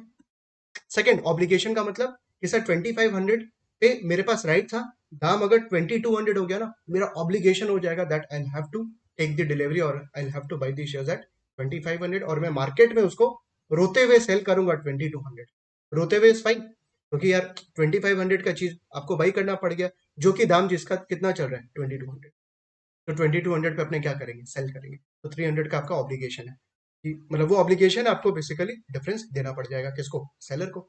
उल्टा अगर मैं बात करूं फॉरवर्ड सेलर या फ्यूचर सेलर को, पूरा एकदम उल्टा हो जाएगा स्टोरी यार। इन केस ऑफ फॉरवर्ड सेलर और फ्यूचर सेलर, उसको फायदा कैसे होगा, उसको फायदा कैसे होगा कि सर अगर प्राइस नीचे जाए, अगर प्राइस नीचे जाए, बिकॉज उसके पास राइट्स और ऑब्लिगेशन है to sell the underlying at what, F, to sell the underlying at F, which is say 2500, और अगर सर दाम नीचे चला गया से 2000 हो गया, तो फॉरवर्ड सेलर या फ्यूचर सेलर मस्ती से 2500 पे सेल करना चाहेगा, मस्ती से 2500 पे सेल करना चाहेगा, और वो जो डिफरेंस है उसको उतना मिल जाएगा, राइट, क्योंकि दाम हो गया 2000, बट वो कितना पे सेल कर रहा मस्ती से 2500 पे, राइट। वेयर एज अगर प्राइस ऊपर चला गया, प्राइस अगर ऊपर चला गया, तो सर ऑब्वियसली उसको वो डिफरेंस देना पड़ेगा, क्योंकि 2500 पे आपको सेल करना पड़ेगा, वेयर एज मार्केट प्राइस कितना हो गया 2800, तो वहां पे आपका क्या हो जाएगा ऑब्लिगेशन, वहां पे क्या हो जाएगा आपका ऑब्लिगेशन। वेयर एज अगर प्राइस नीचे जाता, तो जो फॉरवर्ड और फ्यूचर सेलर है उसके पास राइट रहता, तो उसको डिफरेंस, समझ में आ रहा है आपको, क्यों बायर और सेलर के पास राइट्स भी है और ऑब्लिगेशंस भी है। एक लाइन में अगर मैं बोलूं कि सर आपके फेवर में अगर गया तो आप राइट्स एंजॉय करोगे, और आपके फेवर में नहीं गया तो ऑब्लिगेशन आपको पे करना। आई होप सारा का सारा रिकैप हो गया होगा आपका फॉरवर्ड एंड दोनों में डिफरेंस क्या होता है फॉरवर्ड और फ्यूचर्स के अंदर में। What is the difference between forward and futures? So forwards are actually what OTC, whereas futures are exchange traded. Forward and futures में डिफरेंस क्या था कि सर फॉरवर्ड क्या होता है OTC, basically it is a dealers market, whereas futures are actually what exchange traded, exchange पे trade होता है। तो जो एक्सचेंज पे ट्रेड होता है वहां पे क्रेडिट रिस्क होता है क्या, डिफॉल्ट रिस्क होता है नहीं। तो फ्यूचर्स के अंदर में sir virtually there is no credit risk, whereas forward के अंदर में yes there is a credit risk. Initial margin कहाँ पे चाहिए फ्यूचर्स के अंदर में, फॉरवर्ड के अंदर में there is no initial margin, but yes practically there is a requirement of initial margin in case of forward contract also. Practically मैं बोल रहा हूँ चाहिए, बट हाँ अभी थ्योरेटिकली के लिए अपने को सर फॉरवर्ड कॉन्ट्रैक्ट के अंदर में कोई भी इनिशियल मार्जिन डिपॉजिट करने का जरूरत नहीं। M to M mark to market किसके अंदर में होता है, फॉरवर्ड या futures? Mark to market daily settlement किसके अंदर में होता है, फॉरवर्ड या फ्यूचर्स? फ्यूचर्स के अंदर में। फ्यूचर्स के अंदर में sir there is daily mark to market. तो मार्क टू मार्केट का मतलब जिसको भी गेन होगा उसके अकाउंट में पैसा आ जाएगा, जिसको भी लॉस होगा उसको वो लॉस बियर करना पड़ेगा, उसके अकाउंट से वो पैसा डिडक्ट हो जाएगा। It's like debit and credit, कि अगर आपके फायदा हुआ तो आपको क्रेडिट हो जाएगा पैसा, और जो पर्सन को लॉस हुआ उसके क्या डेबिट हो जाएगा। Daily M to M, whereas forward के अंदर में there is no daily M to M, there is no daily M to M. कब होगा सर? ऑन कॉन्ट्रैक्ट एक्सपायरी या ऑन मेच्योरिटी में। परफेक्ट, चलिए। तो forward commitment versus contingent claim अपने सबसे पहले तो ये समझे कि क्या डिफरेंस होता है। सेकंड अपने डिस्कस कर लिए कि sir in case of buyer और सेलर के अंदर में राइट्स एंड ऑब्लिगेशंस के अंदर में क्या डिफरेंस है, राइट्स एंड ऑब्लिगेशंस के अंदर में क्या डिफरेंस है, कि बायर और सेलर को अपने क्यों बोलते हैं कि दोनों के पास राइट्स भी है ऑब्लिगेशंस भी है। तो देखो यहाँ अभी तक मैंने कोई भी नया कंसेप्ट नहीं पढ़ाया आपको, everything is link to level 1। अभी तक सब कुछ अपने लेवल 1 को लेके डिस्कस करें, और नेक्स्ट 10-15 मिनट्स में भी लेवल 1 पे डिस्कस करेंगे, क्योंकि ऑथर भी जो है ना, तुम देखिएगा अगर स्क्वाइजर चाहे को रीडिंग, पहले वो एक दो पेज आपको लेवल 1 का ही ब्रशअप करवा रहा है, क्योंकि उसके बाद आपके लिए इजी हो जाएगा पिकअप करना चाहिए, ठीक है। तो अपने यहाँ पे ऐसा मत सोचना है कि सर वेस्ट कर रहे हैं ये सब चीज को डिस्कस करके, नो एवरीथिंग इज रिक्वायर्ड, सब कुछ चाहिएगा अपना बेस बिल्डिंग। सेकंड सुनना, derivatives are priced in a manner of to prevent the arbitrage। इसे डेरिवेटिव का जो प्राइसिंग होता है ना, वो कैसे होता है कि आर्बिट्रेज नहीं हो, आर्बिट्रेज नहीं हो। तो सर डेरिवेटिव कॉन्ट्रैक्ट्स का pricing is basis on no not prevention of arbitrage principle, ठीक है, कि यार आर्बिट्रेज नहीं होना चाहिए। इसका मतलब कि सर मान लो दो कॉन्ट्रैक्ट है, कॉन्ट्रैक्ट ए और contract B, there are two contracts, contract A and contract, दोनों कॉन्ट्रैक्ट का अगर से आफ्टर 1 ईयर के बाद कैश फ्लोज सेम आएगा, कॉन्ट्रैक्ट ए और कॉन्ट्रैक्ट बी के बाद मैंने बोला कि दोनों के अंदर में सर जो कैश फ्लोज आने वाला है after 1 year, it is of the equal amount, तो आज के दिन उसका प्राइस क्या होना चाहिए, so that there is no arbitrage, so that there is no arbitrage, क्या प्राइस होना चाहिए, दोनों का प्राइस इक्वल होना चाहिए, दोनों का प्राइस इक्वल होना चाहिए। क्यों? क्योंकि मैंने बोला sir if two contracts are having same पे off in the future, their price today should be what same, otherwise there will be an arbitrage. मतलब कि सर जो भी अंडर प्राइस चीज होगा ना आज के दिन, जो अंडर प्राइस चीज होगा उसको अपने बाई कर लेंगे, जो ओवर प्राइस चीज होगा उसको क्या करेंगे, सेल कर देंगे। अंडर प्राइस चीज को आज बाई कर लोगे आप, ओवर प्राइस चीजों को क्या कर दोगे, you will do what, sell. क्यों? क्योंकि फ्यूचर में पे ऑफ क्या आने वाला है, सेम। फ्यूचर में क्या आने वाला है, पे ऑफ सेम। तो जो डेरिवेटिव का प्राइसिंग होता है, it is based on the principle of no arbitrage और प्रिवेंशन ऑफ आर्बिट्रेज। जैसा दोनों का अगर पे ऑफ सेम है तो आज के दिन प्राइस क्या हो, सेम होना चाहिए। अगर ऐसा नहीं हुआ तो obviously there will be an arbitrage. जो सस्ता वाला चीज होगा, अंडर प्राइस चीज को the buyers will buy, and over price चीज को seller will what sell, and they will wait so that there is a convergence, and they will wait that there is अपने डिस्कस करेंगे cash and carry arbitrage के अंदर में, ये arbitrage कैसे अपने इसको एक्सप्लोर करेंगे कि सर आर्बिट्रेज प्रॉफिट कैसे कमाया जाता है, वहां पे अपने डिस्कस करेंगे cash and carry arbitrage. Third, arbitrage का मतलब क्या होता है, what do we mean by arbitrage? Arbitrage का मतलब sir without putting our own money and without taking any price risk. दो चीज सर, एक सबसे पहला without taking any risk, without taking any risk, and second without putting our own money, we will earn what? Riskless profit. We will earn what? Riskless profit. Exception OTC, exception का OTC, जैसे forwards वगैरह के अंदर में, वहां पे तो sir there is a credit risk ना, डिफॉल्ट तो हो ही सकता है। तो आर्बिट्रेज का मतलब कि sir we will not put our own money, अपने खुद का घर से कोई पैसा नहीं लगाएंगे, कोई से बोरो करके पैसा लगाएंगे, और अपना कोई भी प्राइस रिस्क नहीं है, मतलब अपने को डर नहीं है कि सर प्राइस ऊपर चला गया या प्राइस नीचे चला गया, तो कोई डर नहीं है, क्योंकि अपने आप पूरा हिच कर लेंगे अपने आप को, और उसके बाद भी अपने अर्न करेंगे आर्बिट्रेज प्रॉफिट, उसके बाद भी अपने अर्न करेंगे आर्बिट्रेज प्रॉफिट। आर्बिट्रेज का मतलब यही होता है। थर्ड, कुछ अजम्पशंस है इन केस ऑफ डेरिवेटिव, जो कि अपने लेवल 1 के अंदर में भी रहता था एंड पोर्टफोलियो के अंदर में भी रहता था। दो अजम्पशन सुनना याद आ जाएगा। सबसे पहला, मार्केट्स आर फ्रिक्शनलेस।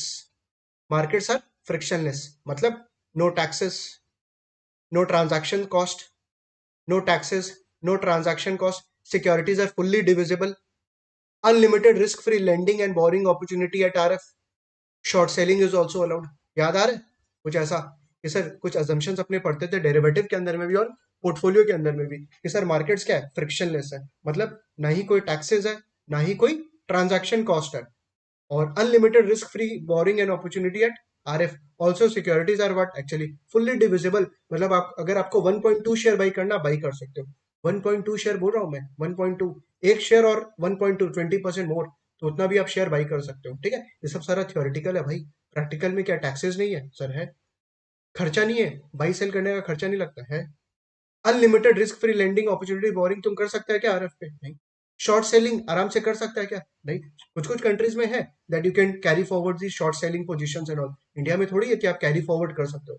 अगर आज आप सुबह शॉर्ट सेल की, आपको 7 तक बाई करना पड़ेगा, अदरवाइज वो आपका जो ब्रोकर है वो ऑटोमेटिकली बाई कर लेगा आपके बिहाफ में, you can not carry forward. तो ये अपने जो बात कर रहे हैं ना, all these are actually what assumptions, जो कि रियल लाइफ में थोड़ी होल्ड गुड करेगा, रियल लाइफ में होल्ड गुड थोड़ी करेगा। अपने बात कर sir, no taxes, no transaction cost, securities are fully divisible, unlimited risk-free borrowing opportunity at RF, plus short selling also allowed।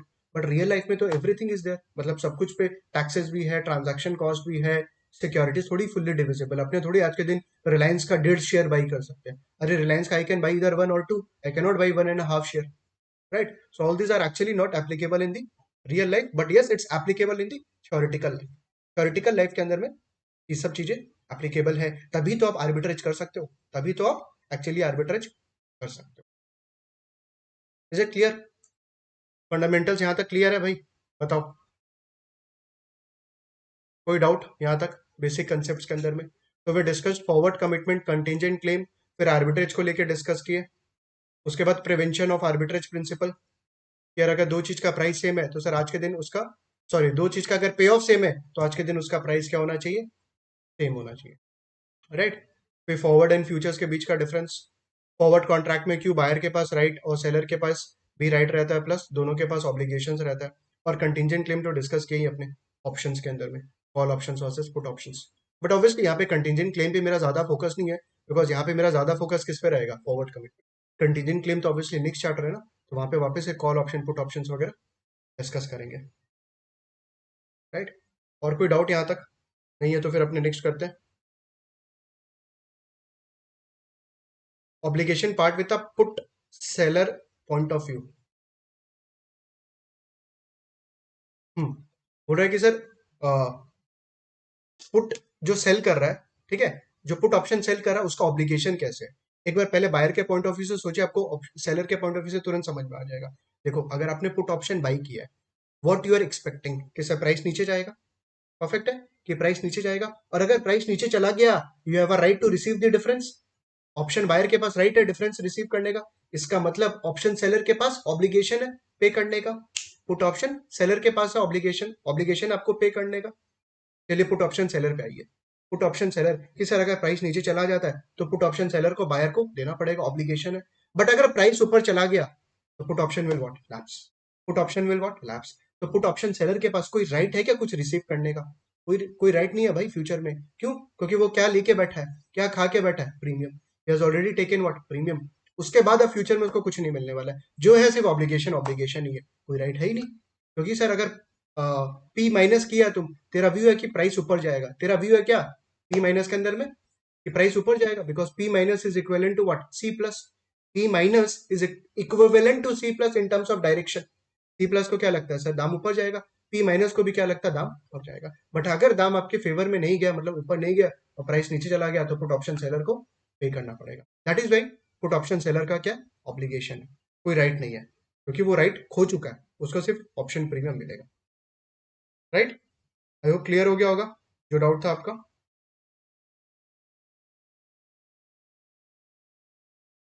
चलिए परफेक्ट। डोंट वरी, अपने वापस से ऑप्शंस पे डिस्कस करेंगे भाई नेक्स्ट रीडिंग के अंदर में।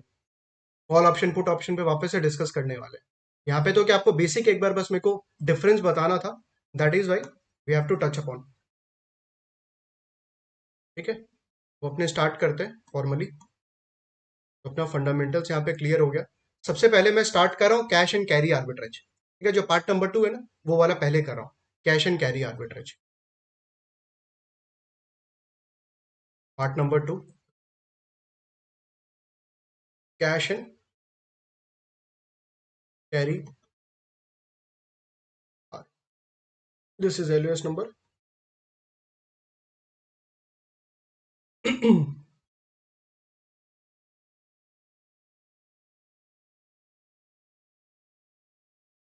फॉरवर्ड या फ्यूचर्स। ठीक है, फॉरवर्ड या futures on maturity. Capital T is maturity, capital T is maturity, किसे आफ्टर 6 मंथ्स के बाद का। तो फॉरवर्ड या फ्यूचर्स का दाम क्या होगा? फॉरवर्ड या फ्यूचर्स का दाम क्या होगा sir? It will be spot price या spot rate plus interest cost plus storage cost minus convenience yield minus dividend yield या इंटरेस्ट यील्ड। ऐसा कुछ याद आ रहा है आपको इक्वेशन लेवल 1 के अंदर में? पढ़ा हुआ तो लग रहा है लेकिन याद नहीं आ रहा है। कोई को ऐसा फील हो रहा होगा, या कोई को आ रहा होगा सर ये तो पढ़े ही नहीं कभी। ऐसा क्या इक्वेशन, ये तो कभी पढ़ा ही नहीं लेवल 1 के अंदर में, आप फालतू बात कर रहे हैं। ये सब नहीं पढ़े हम लोग लेवल 1 के अंदर में। आप खाली चिपका रहे हैं लेवल 1 में तुम पढ़ा है, लेवल 1 में तुम पढ़ा है, ये तो पढ़े ही नहीं है। अरे भाई तुम नहीं पढ़ा होगा अलग बात है, बट था लेवल 1 के अंदर में, दिस वॉज देयर, और जो पढ़ा है उसको याद आ रहा होगा। कोई दिक्कत नहीं, यहाँ पे अपने डिस्कस करेंगे कि सर फॉरवर्ड या फ्यूचर्स का दाम क्या होगा। फॉरवर्ड या फ्यूचर्स का दाम क्या होगा मेच्योरिटी पे? आज का स्पॉट प्राइस, अगर तुम आज शेयर बाई करता तो क्या दाम लगता? आज शेयर बाई करता तुम, क्या दाम लगता? बट फ्यूचर्स के अंदर में क्या अपना कुछ पैसा जाता है क्या? फ्यूचर्स या फॉरवर्ड के अंदर में एक्सेप्ट इनिशियल मार्जिन, प्लीज हाँ, इनिशियल मार्जिन को छोड़ के अपना कुछ पैसा जाता है क्या? बिल्कुल भी नहीं। आज कुछ नहीं जाता है पैसा, याद रखना। फॉरवर्ड या फ्यूचर्स के अंदर में एक्सेप्ट दैट इनिशियल मार्जिन, आज के दिन there is no outflow, unlike share का। अनलाइक शेयर का, बिकॉज आपको पता है जब आप शेयर बाई करोगे तो आज के दिन तो आपके पास से पैसा जाएगा। वेयर इज फॉरवर्ड और futures is just a contract, it is just a contract, forward commitment, तभी तो नाम है क्या? Forward commitment. एक कमिटमेंट है कि फ्यूचर में आप बाई या सेल करोगे, तो उस समय पैसा जाएगा। जब आप एक्चुअल में बाई या सेल करोगे उस समय पैसा जाएगा या आएगा। इसका मतलब आज तो सर कोई पैसा आ रहा जा रहा नहीं। इसका मतलब जो पैसा जा नहीं रहा है उस पर आप इंटरेस्ट कॉस्ट आपका सेव हो रहा है, इंटरेस्ट कॉस्ट सेव हो रहा है ना, अपॉर्चुनिटी कॉस्ट सेव हो रहा है। तो sir because of that future का दाम इंटरेस्ट कॉस्ट से अपने हाई करना चाहिए। सर जो पैसा जा नहीं रहा है उस पर अपने पक्का इंटरेस्ट कमा रहे हैं, उस पर अपने पक्का इंटरेस्ट कमा रहे हैं। और किस पे इंटरेस्ट कमा रहे होगे in case of futures price या फॉरवर्ड प्राइस? बिकॉज उसके अंदर there is no initial outflow. तो sir there is no initial outflow, that is why जो फॉरवर्ड या फ्यूचर्स प्राइस होगा उससे इंटरेस्ट कॉस्ट क्या होना चाहिए? ऐड होना चाहिए। मतलब अपने स्पॉट प्राइस में ऐड करेंगे interest cost, so that futures price उसके बराबर हो जाए। बिकॉज इंटरेस्ट कॉस्ट अपने क्या कर रहे हैं? बचा रहे हैं। फॉरवर्ड या फ्यूचर्स के अंदर में सर इंटरेस्ट कॉस्ट अपने क्या कर रहे हैं? सेव कर रहे हैं। तो to prevent the arbitrage will have to add interest cost. तो जो भी चीज अपने बचा रहे हैं ना फॉरवर्ड या फ्यूचर्स के अंदर में, उससे अपने फॉरवर्ड या फ्यूचर्स को बढ़ाएंगे, इंक्रीज करेंगे। स्टोरेज कॉस्ट, स्टोरेज कॉस्ट खास करके कमोडिटी में काम आता है। स्टोरेज कॉस्ट कमोडिटी, जैसे वीट, ठीक है, राइस, तो वो तो अपने स्टोर करते हैं। अगर अपने स्पॉट आज डिलीवरी ले ले गेहूं का और राइस वगैरह का, तो अपने उसको स्टोर करेंगे। Where as if we buy the forward और फ्यूचर्स कॉन्ट्रैक्ट, तो अपना स्टोरेज कॉस्ट लगेगा? अपना स्टोरेज कॉस्ट नहीं लगेगा, मतलब it's a benefit. It's a benefit, इसका मतलब फॉरवर्ड और फ्यूचर्स में जो भी सेव कर रहे हैं उसको क्या करना पड़ेगा, आपको ऐड करना पड़ेगा with respect to spot price. Sir अपने स्टोरेज कॉस्ट क्या कर रहे हैं, सेव कर रहे हैं। जो चीज आप सेव कर रहे हो ना, उससे आप फॉरवर्ड कॉन्ट्रैक्ट क्या होगा, इंक्रीज होगा। कन्वीनियंस यील्ड, कन्वीनियंस यील्ड ये भी खासकर कमोडिटी में आएगा। कन्वीनियंस यील्ड कि अगर आपके पास कमोडिटी पड़ा है, व्हीट पड़ा है, कल के दिन अगर आप उसको आटा बनाना है, you have to convert that into atta, तो आप क्या करोगे, यू कैन यूज दैट। आपके पास जो कमोडिटी पड़ा है उसको आप यूज कर लो। वेयर एज फॉरवर्ड या फ्यूचर्स पड़ा है तो क्या उसको तुम थोड़ी फिजिकल कमोडिटी में कन्वर्ट कर सकता है हो। अरे आप बाई या सेल करोगे ना, तो आपके पास कन्वीनियंस थोड़ी है कि तुम तुरंत उसको लिक्विडेट कर सकता है, तुरंत तुम उसको फिनिश प्रोडक्ट्स में लिक्विडेट कन्वर्ट कर सकता है। So that flexibility you don't have, that flexibility you don't have. तो जो चीज के लिए फ्लेक्सिबिलिटी नहीं है उसके लिए आप पे करोगे, बिल्कुल भी नहीं। दैट इज वाई क्या है, माइनस होगा। जैसे अपने फॉरवर्ड या फ्यूचर्स बाई करते हैं तो अपने को कन्वीनियंस नहीं मिलता है, तो सर जिस चीज में मेरे को फायदा नहीं मिलेगा उसके लिए मैं क्यों पैसा दूंगा, माइनस है। आसान है। डिविडेंड यील्ड या इंटरेस्ट यील्ड, डिविडेंड यील्ड या इंटरेस्ट यील्ड, स्टॉक बाई करेगा तो डिविडेंड मिलेगा, बॉन्ड बाई करेगा तो कूपन मिलेगा। स्टॉक बाई करेगा तो डिविडेंड मिलेगा, और बॉन्ड बाई करेगा तो कूपन मिलेगा। बट फॉरवर्ड या फ्यूचर्स बाई करेगा तो ये सब कुछ मिलेगा नहीं। तो जो चीज नहीं मिलेगा तुम उसके लिए क्यों पे करेगा, तो जो चीज का फायदा नहीं मिलेगा why I will pay, that is why क्या है, माइनस है। दैट इज वाई क्या है, माइनस। ये समझ में आ रहा है आपको, प्लस या माइनस का लॉजिक? प्लस या माइनस का लॉजिक प्लीज ये रटने मत बैठ जाना इक्वेशन। ऑब्वियसली सम्स करेंगे 4 बार 5 बार तो लर्न तो हो जाएगा, बट कॉन्सेप्चुअली आप सोचिए एक बार कि ये प्लस माइनस का लॉजिक क्या है। कि सर फ्यूचर्स में जो चीज से अपने को फायदा हो रहा है उसको अपने प्लस करेंगे, फ्यूचर से जो चीज का अपने को नुकसान हो रहा है उसको माइनस करेंगे, बस यही खेला है इसके अंदर। अच्छा फ्यूचर्स के अंदर में spot price plus interest cost अपने सेव करते हैं, क्योंकि फ्यूचर्स में तो अपने कुछ पे नहीं कर रहे हैं, तो इंटरेस्ट कॉस्ट सेव कर रहे हैं, अपॉर्चुनिटी कॉस्ट, इसलिए फ्यूचर्स में अपने ऐड करेंगे। स्टोरेज कॉस्ट भी अपने नहीं लगता फ्यूचर्स के अंदर में, that is why we will what add. But sir अपने कन्वीनियंस नहीं मिलता है फ्यूचर्स के अंदर, तो माइनस। और डिविडेंड या इंटरेस्ट या फायदा नहीं मिलता है, तो अपने फ्यूचर्स में क्या करते हैं उसको, ठीक है। डिविडेंड यील्ड या इंटरेस्ट यील्ड को अपने बोलते हैं मॉनेटरी बेनिफिट, मॉनेटरी बेनिफिट। और कन्वीनियंस यील्ड को अपने बोलते हैं non monetary benefit, non monetary. तो spot price plus interest cost plus storage cost minus convenience yield minus dividend yield and interest yield. अब थोड़ा सा लेवल 1 का इक्वेशन लिख देता हूँ, तो हो सकता है अब याद आ जाए आपको। एफ टी, सर एफ मतलब फ्यूचर्स या फॉरवर्ड, सर टी मतलब मेच्योरिटी, मेच्योरिटी का। S zero, sir spot price as on today 1 plus R F to the power T. अब याद आया कोई को ये equation? Sir F T, sir forward या फ्यूचर्स का दाम equal to what, spot rate as on today into 1 plus risk free rate to the power T. Sir ये टी क्या है, फॉरवर्ड या फ्यूचर्स का मेच्योरिटी, फॉरवर्ड या फ्यूचर्स का क्या, मेच्योरिटी है, ठीक है। एक बार अगर अपने स्टोरेज कॉस्ट को इग्नोर कर दे, कन्वीनियंस यील्ड को इग्नोर कर दे, स्टोरेज कॉस्ट को इग्नोर कर दे, कन्वीनियंस यील्ड को इग्नोर कर दे, बचा क्या, dividend minus future value of dividend, FVD. Sir FVD का मतलब future value of dividend, future value of या इंटरेस्ट जो भी आएगा, बॉन्ड आएगा तो इंटरेस्ट आ जाएगा, स्टॉक का बात करेंगे तो फ्यूचर वैल्यू ऑफ डिविडेंड आ जाएगा, right. Ignoring storage cost and convenience yield, दोनों को जीरो मान लिया। F T is equal to S zero into 1 plus R F to the power T, ignoring, ignoring everything, ignoring dividend, ignoring storage cost and ignoring convenience yield. एक बार सब कुछ ignore कर दीजिए, सारा चीज को इग्नोर करिए, और मानिए सर फ्यूचर प्राइस क्या है, S zero into 1 plus R F to the power T, S zero into 1 plus R F to the power T, where F T is the future price, S zero is the spot price, R F is the risk free rate, T is the maturity, T is the. अपने cash and carry arbitrage को explore करेंगे कि sir कैसे arbitrage कमा सकते हैं, how can we earn the arbitrage. देखना example, this is zero as on today, this is 6 months. क्या चीज का सर, फॉरवर्ड या फ्यूचर्स का मेच्योरिटी है, फॉरवर्ड या फ्यूचर्स का क्या मेच्योरिटी, 6 महीने का, ठीक है। रिस्क फ्री रेट इससे 5%, and this 5% is EAY. EAY, effective annual yield. EAY, effective annual yield, नाम तो सुना ही होगा, इफेक्टिव एनुअल यील्ड। तो 5% अगर इफेक्टिव एनुअल यील्ड है तो क्या अपने 6 मंथ्स में कन्वर्ट करने के लिए डिवाइड बाई 2 कर सकते हैं क्या? बिल्कुल भी नहीं। इफेक्टिव एनुअल यील्ड है, you cannot divide that interest rate of by 2, क्योंकि 6 मंथ्स के लिए निकालना है ना। तो कोई के मन में नहीं आना चाहिए सर 2.5, 5% फुल ईयर के लिए इफेक्टिव एनुअल यील्ड, तो सर 6 महीने के लिए कितना 2.5%, एकदम गलत सोच रहा है तो, क्योंकि डिवाइड बाई 2 नहीं करेंगे तो सर क्या करेंगे, पावर। क्या करेंगे, पावर। ठीक है, पावर से प्ले करेंगे। S0 is say 1000, S0 is say 1000, S0 is say 1000, therefore FT, चलिए कैलकुलेशन स्टार्ट करिए, अब कैलकुलेशन स्टार्ट करिए। FT, सर फ्यूचर का दाम विल बी स्पॉट का दाम into 1 plus RF to the power T। S0 is 1000, 1 plus 0.05 to the power क्या करूं, टू दी पावर क्या करूं, 5% फुल ईयर का है, और अपने को 6 मंथ्स के लिए निकालना है ना, बिकॉज अपना जो फ्यूचर्स का मेच्योरिटी है वो 6 मंथ्स का है, तो will have to do 6/12।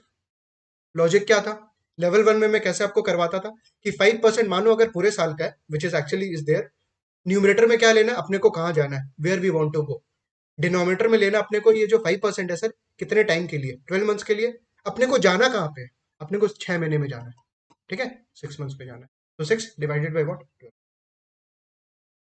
Compute करना कितना आ रहा है, 1.05 स्क्वायर रूट इंटू 1000, 1024.695 आ रहा है। ठीक है, मैं 70 लिख दूं, कोई दिक्कत नहीं सर, क्या दिक्कत, कर दीजिए, अपना ही तो सम है। ठीक है, अप्रोक्सीमेटली आ रहा है 1024.70, यहां तक कोई को डाउट नहीं होना चाहिए।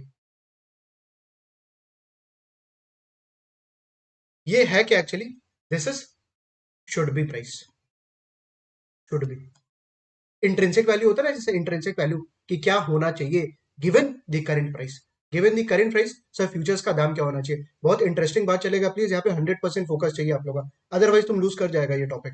ठीक है, तो सर बोल रहे कि 1000 आज दाम चल रहा है, बोल रहा फ्यूचर का दाम कितना होना चाहिए गिवन 6 महीना का मेच्योरिटी है, गिवन रिस्क फ्री रेट कितना 5%, तो बात की कि सर होना चाहिए 1024.7, ये तो क्या बोला, होना चाहिए, should be, but actual can be more than 1024.7 और it can be less than 1024.7।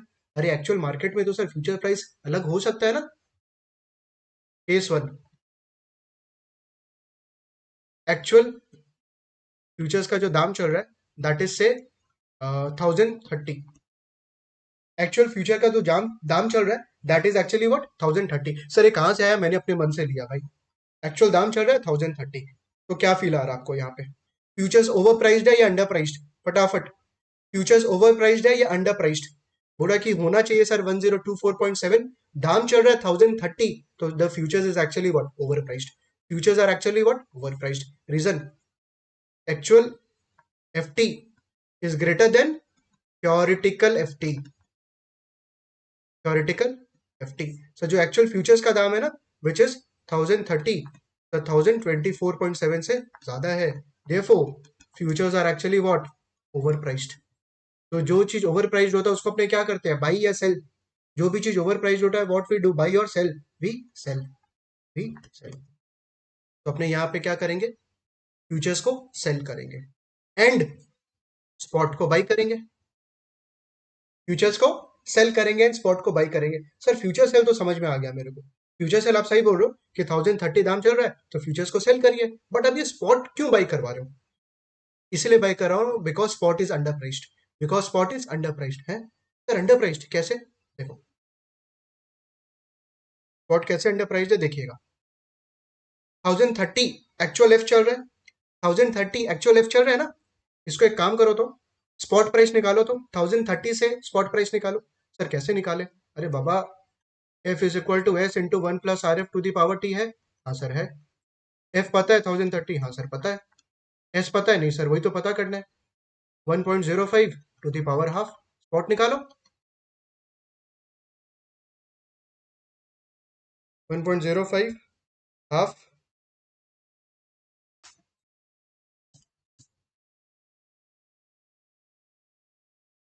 Spot आ रहा होगा 1005.18, 1005.18. This is actually what should be कि यार गिवन द फॉरवर्ड प्राइस आज के दिन स्पॉट का दाम कितना होना चाहिए 1005.18, बट कितना चल रहा है,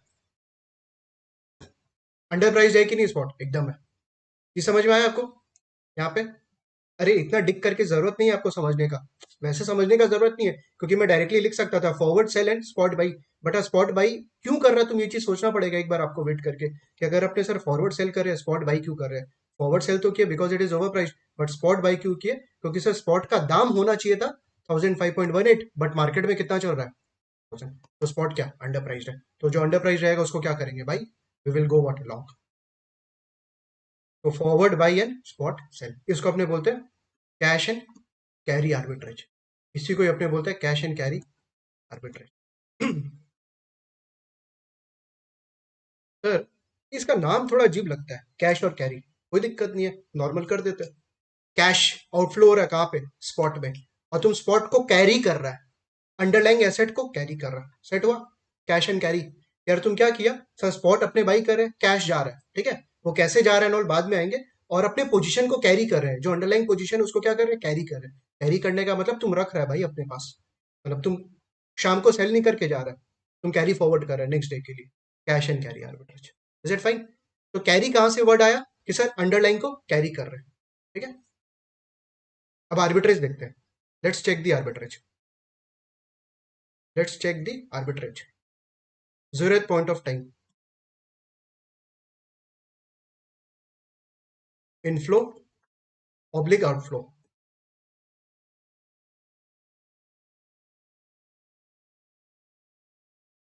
आज के दिन तुम क्या किया, आज के दिन क्या किया सर, फॉरवर्ड सेल किया, आज के दिन क्या किया, फॉरवर्ड सेल किया, एफ माइनस लिखूं, तो फॉरवर्ड सेल किया तो आज के दिन आपको कोई पैसा मिलेगा क्या, आज के दिन आपको कोई पैसा मिलेगा क्या, फॉरवर्ड सेल किया तो कुछ नहीं। कोई प्लीज ये मत सोचना कि हाँ सर कुछ पैसा मिलेगा क्योंकि सेल किए हैं, अरे फॉरवर्ड सेल करने का मतलब क्या, it is just a contract to sell the underlying in the future at the price decided today, at the price decided today. तो सर आज के दिन ना कोई इनफ्लो होने वाला ना ही कोई आउटफ्लो होने वाला है, तभी मैंने जीरो लिखा है। सेकेंड, फॉरवर्ड सेल किया है मतलब स्पॉट बाई किया है, स्पॉट बाई किया, स्पॉट बाई करेगा तो पैसा जाएगा, हाँ सर जाएगा। स्पॉट कितना पे बाई करेगा, 1000, you will buy the spot at 1000, means there will be an outflow of 1000। Negative कर दूं, हाँ सर कर दीजिए, बट अपने यहाँ पे आर्बिट्रेज चल रहा है, और आर्बिट्रेज का मतलब क्या था कि आपके पॉकेट से पैसा जाएगा कि नहीं, नहीं। याद है अपनी बात की थी, आर्बिट्रेज का मतलब ही यही था कि सर अपने पॉकेट से पैसा नहीं जाना चाहिए, सेकंड कोई भी प्राइस रिस्क नहीं होना चाहिए। तो सबसे पहला ये जो 1000 अपने पॉकेट से जा रहा है उसको रोकते हैं, मतलब this 1000 what we will do, we will borrow, we will borrow. Third, borrow $1000 at R F, कितना था आर एफ अपना, 5% है ना, हाँ 5%, at R F 5% for 6 month, 6 महीने के लिए अपने बोरो कर रहे हैं। तो 6 महीने के लिए अगर तुम आज बोरो किया मतलब तेरे पास 1000 आ गया, 1000 आ गया ना, क्योंकि 1000 बोरो किया, तो 1000 आपने बोरो किया, उसी 1000 से आपने स्पॉट बाई कर लिया, तो आपके पास से कोई पैसा गया नहीं, परफेक्ट। टोटल इनफ्लो आउटफ्लो मिला के कितना हिसाब, जीरो। आफ्टर 6 मंथ्स, 6 महीने के बाद,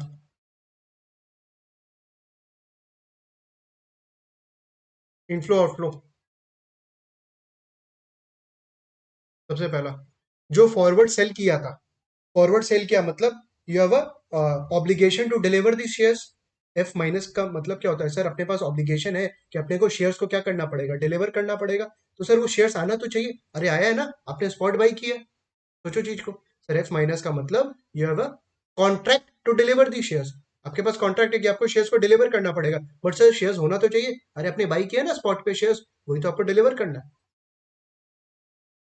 deliver the shares at F minus, ये तो कॉन्ट्रैक्टेड प्राइस है। And what is your contract contracted price, ये रहा एक्चुअल एफ। प्लीज कोई गलती से ये मत ले लेना 1024.7, क्यों, क्योंकि मैंने क्या लिखा है, शुड बी, क्या होना चाहिए, और दाम कितना चल रहा है 1030। अरे कोई भी एक्सचेंज होगा किस प्राइस पे होगा, आपके जो दिमाग में है वो प्राइस, या जो एक्चुअल चल रहा है वो, जो एक्चुअल चल रहा है वो, मतलब 1030। तो deliver the shares at F minus, तो 1030 क्या होगा, मिलेगा आपको पैसा। अरे शेयर्स आपने डिलीवर किया है भाई, बेचा है, तो आपको पैसा मिलेगा 1030 प्लस लिखा है। स्पॉट का कुछ करना है क्या मेरे को, नहीं, अरे स्पॉट हो चुका ना, जो शेयर्स आपने बाई किया हुआ था वही तो आपने डिलीवर किया एफ माइनस के अंदर। तो जो पैसा बोरो किए थे वो चुकाना पड़ेगा अपने को, वो चुकाना पड़ेगा। Repayment of the repayment of the borrowed money, जो आपने बोरो किया उसको क्या करो, चुकाओ।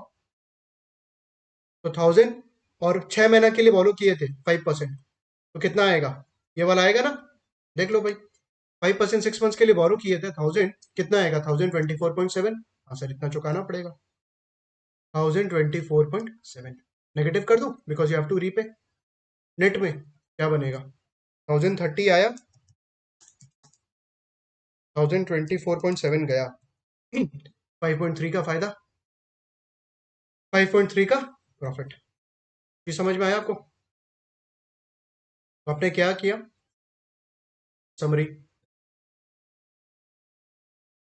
आपने एफ माइनस किया, स्पॉट बाई किया, स्पॉट बाई खुद के पॉकेट से नहीं किया, आरएफ पे बोरो किया, आरएफ पे बोरो किया। अगर तुम सोचो ये 5.3 सबको एक मतलब, ये जो 5.3 का प्रॉफिट हो रहा है जहां पे आपका ना ही कोई पैसा लग रहा है एंड ना ही कोई रिस्क है। कोई रिस्क भी कैसे नहीं है, क्योंकि तुम देखो एफ माइनस को भी तो फिक्स कर लिया था ना। ये जो 1030 था, ये कि आप 1030 वेट कर रहे थे कि सर प्राइस कुछ और होगा, और you have fixed today only, you have fixed today only because you have done what, F minus. तो this 1030 is fixed, there is no price risk also. आपको डर नहीं है कि यार जो ये जो प्राइस है 1030 वो ज्यादा हो जाएगा या कम, आपको कोई टेंशन नहीं है because you have already fix this, because you will deliver the shares at what, F minus. You have a contracted prices 1030, तो उसका भी कोई रिस्क नहीं। जो बोरिंग किया हुआ था पैसा वो भी फिक्स है 5%, तो वो भी आपको कोई रिस्क नहीं, तो सारा आपका रिस्क कवर्ड है। उसके बाद भी are able to earn what, 5.3। This is actually what, arbitrage profit.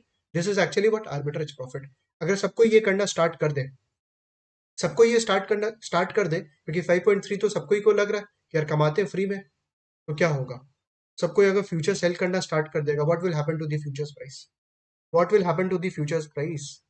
ये सबको अगर 1030 पे सेल करना स्टार्ट कर दे तो क्या होगा, 1030 नीचे जाएगा, मतलब फ्यूचर्स प्राइस क्या होगा, गिरेगा, फ्यूचर्स प्राइस गिरेगा। स्पॉट प्राइस क्या होगा, सब कोई अगर स्पॉट पे बाई करना स्टार्ट कर दे तो, if everyone starts buying at the spot, spot price will increase because of the demand. Risk free rate क्या होगा, सर सब कोई अगर बोरो करना स्टार्ट कर दे तो एट आरएफ, इंटरेस्ट रेट क्या होगा, बढ़ेगा, इंटरेस्ट रेट बढ़ेगा। अल्टीमेटली आर्बिट्रेज कहाँ आपकी रुकेगा, जो जो फ्री का प्रॉफिट है ना 5.3, वो कहाँ पे आके रुकेगा, sir if forward is equal to spot into 1 plus RF to the power t. This is actually no arbitrage price. This is actually no arbitrage. कि सर अगर फॉरवर्ड नीचे जाना स्टार्ट कर दे, स्पॉट ऊपर जाना स्टार्ट कर दे, आरएफ ऊपर जाना स्टार्ट कर दे, और अगर ये जो इक्वेशन है ये सेटिस्फाई हो जाए, तो sir there will be no arbitrage. क्यों, क्योंकि सोचो 1024.7 होना चाहिए और 1024.7 ही चल रहा है, इतना ही चल रहा है, तो एक्चुअली कहाँ पे चेंज होगा, ये सेम रहेगा, this will remain the same, ये भी सेम रहेगा। जब तुम फ्यूचर्स डिलीवर करेगा इस बार कितना पे करेगा, 1024.7, क्योंकि मैंने बोल दिया वही दाम चल रहा है, इसी प्राइस पे डिलीवर करेंगे, 1024.7 आएगा, 1024.7 जाएगा, ultimately no profit no loss, ultimately no profit और नो। तो नो आर्बिट्रेज प्राइस का मतलब F T is equal to S zero into one plus R F to the power T, right. 1020 समृद्धि 1024.7 का मतलब repayment of the borrowed amount. आपने 1000 बोरो किया था बैंक से, कितना पे, 5% पे, 6 मंथ्स के लिए, तो 1024.7 आया कहां से, ये रहा। आपने 1000 बाइक बोरो किया था ना बैंक से 5% के ब्याज पे फॉर 6 मंथ्स, तो कितना आपको बैंक को चुकाना पड़ेगा, 1024.7, वही लिखा है मैंने, 1024.7। Repayment of the borrowed amount, 1000 बोरो किया था, पेमेंट करना पड़ेगा बैंक को 1024.7, और डिलीवर करेंगे शेयर्स को 1030 पे, तो ये पैसा आएगा। Is it fine. तो F T is equal to S zero into one plus R F to the power T हो जाए, तो मतलब सर यहाँ पे कोई आर्बिट्रेज नहीं। This was your case one, cash and carry arbitrage, cash and carry arbitrage. Case two, reverse cash and carry arbitrage, reverse cash and carry arbitrage. Future price should be, future price should be कितना था, 1024.70 था। Case 1 अपने कितना लिए थे, 1030 लिए थे। Case 2 के अंदर में एक्चुअल एफटी, पर एक्चुअल जो दाम चल रहा है ना फ्यूचर्स का, मान लीजिए 1020 है, मान लीजिए 1020 है, तो 1020 पे अब इस बार फ्यूचर्स ओवर प्राइस्ड है या under priced, futures over priced है या अंडर प्राइस्ड। एक्चुअल एफटी जो है sir, it is less then theoretical और शुड बी एफटी। तो फ्यूचर प्राइस इस बार एक्चुअली क्या, अंडर प्राइस्ड है। This is actually what, under priced. इस बार क्या करेंगे, फ्यूचर्स को क्या करेंगे, फ्यूचर्स बाई करेंगे, बिकॉज जो चीज का दाम 1024.7 होना चाहिए था, उसका दाम कितना चल रहा है, 1020। तो this time what we will do F plus and what spot को माइनस, बिकॉज स्पॉट क्या है इस बार, ओवर वैल्यूड है। अरे फ्यूचर्स अगर अंडर वैल्यूड है तो स्पॉट क्या होगा, ओवर वैल्यूड होगा। जैसे अपने केस 1 में कैलकुलेशन भी किए थे स्पॉट का, कि सर वहां पे क्या हो रहा था, फ्यूचर्स ओवर प्राइस हो रहा था, स्पॉट अंडर प्राइस हो रहा था। तो यहाँ पे futures is under price, that is why we will buy, and spot को क्या करेंगे, सेल करेंगे, because spot is actually what, over priced. ठीक है, जरूरत पॉइंट ऑफ टाइम पे क्या होने वाला है, आपने एफ प्लस किया है, एफ प्लस किया है, बताओ आज के दिन इज देयर एनी इनफ्लो और outflow, no, because you have just entered into a contract to buy the shares in after 6 months. 6 महीने पे आपने एक कॉन्ट्रैक्ट किया, फिर 6 महीने में मैं आऊंगा और मैं आपसे शेयर्स का डिलीवरी लूंगा। तो आज के दिन देयर इज नो इनफ्लो और आउटफ्लो, जीरो, इनफ्लो आउटफ्लो क्या, जीरो। सेकेंड, शेयर्स को सेल किया, स्पॉट पे सेल किया, मतलब शॉर्ट सेलिंग किया एक तरीके से, बोरो करके सेल किया। तो सर जो एस माइनस किया है, उससे पैसा आएगा, उससे पैसा आएगा, कितना आएगा, 1000 था, एस वॉज योर 1000, हाँ, तो 1000 आएगा,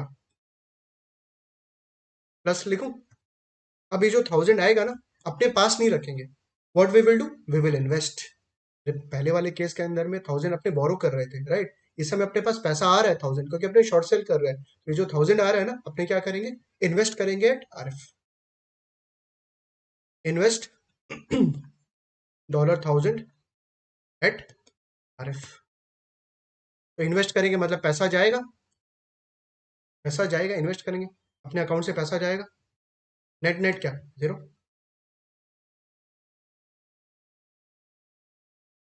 6 महीने में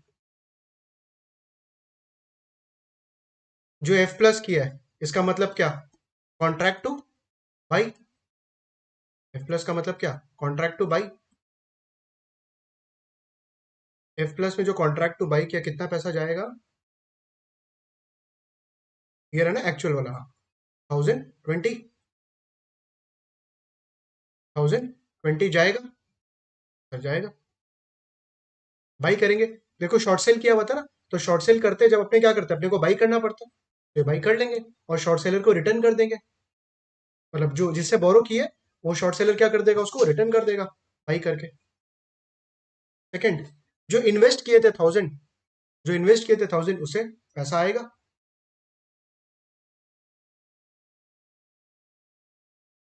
फिर saving of the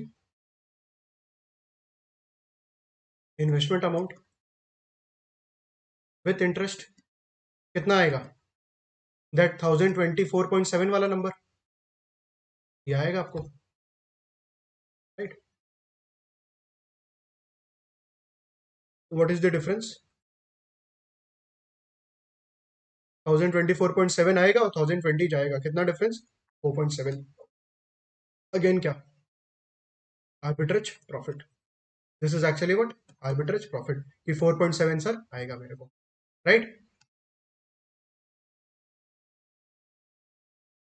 4.7 is actually what, arbitrage profit. यहाँ पे कोई भी आपके पॉकेट से पैसा आया गया स्टार्टिंग में, no. आज कुछ नहीं किया ना तुम, अरे स्पॉट पे सेल किया, तो वो जो पैसा आया आपने क्या कर दिया, इन्वेस्ट कर दिया। Actually there is no inflow और outflow as on today. Arbitrage का मतलब क्या था, कि आपके पॉकेट से कुछ भी नहीं लगना चाहिए, plus there should not be any price risk, price risk है ही नहीं, बिकॉज आपने एफ प्लस किया मतलब आपने प्राइस को फिक्स कर लिया, that you will buy at 1020।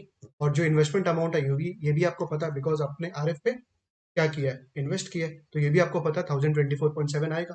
तो सब कुछ क्या है आपका फिक्स है, there is no uncertainty, there is no uncertainty in the transaction, तो there is a sure shot 4.7 का। सब कोई अगर करना स्टार्ट करे तो क्या होने वाला है, सब कोई अगर ये करना स्टार्ट कर दे तो क्या होगा, तो जो सब कोई अगर फॉरवर्ड बाई करे इस केस के अंदर में, सब कोई अगर सर फॉरवर्ड बाई करे तो क्या होगा, फॉरवर्ड का दाम बढ़ेगा, एफ विल इंक्रीज। सेकंड, सब कोई अगर स्पॉट पे सेल करना स्टार्ट कर दे, स्पॉट पे अगर सब कोई सेल करना स्टार्ट कर दे, स्पॉट का दाम गिरेगा। थर्ड, सब कोई आरएफ पे इन्वेस्ट करेगा, सब कोई आरएफ पे अगर इन्वेस्ट करेगा तो ऑब्वियसली आरएफ गिरेगा, इंटरेस्ट रेट क्या होगा, गिरेगा, क्योंकि जब तुम बोरो कर रहा था because of the demand, RF increase होगा, और सब कोई अगर इन्वेस्ट करेंगे at RF because of the supply pressure, RF will what, RF will. तो नो आर्बिट्रेज प्राइस क्या होगा, जहां पे कोई भी आर्बिट्रेज नहीं हो, no arbitrage price will be what, it will be F T is equal to S zero into 1 plus R F to the power, F T is equal to S zero into 1 plus R F. अगर ये price हो गया तो sir arbitrage possible नहीं, F T is equal to S zero into 1 plus R F to the power T अगर हो गया तो सर आर्बिट्रेज पॉसिबल नहीं है, क्योंकि जो दाम होना चाहिए वही दाम चल रहा है, जो दाम होना चाहिए वही दाम चल रहा है। इज इट फाइन, बताओ यहाँ तक कोई को दिक्कत, cash and carry reverse cash and carry arbitrage, cash and carry reverse cash and carry arbitrage,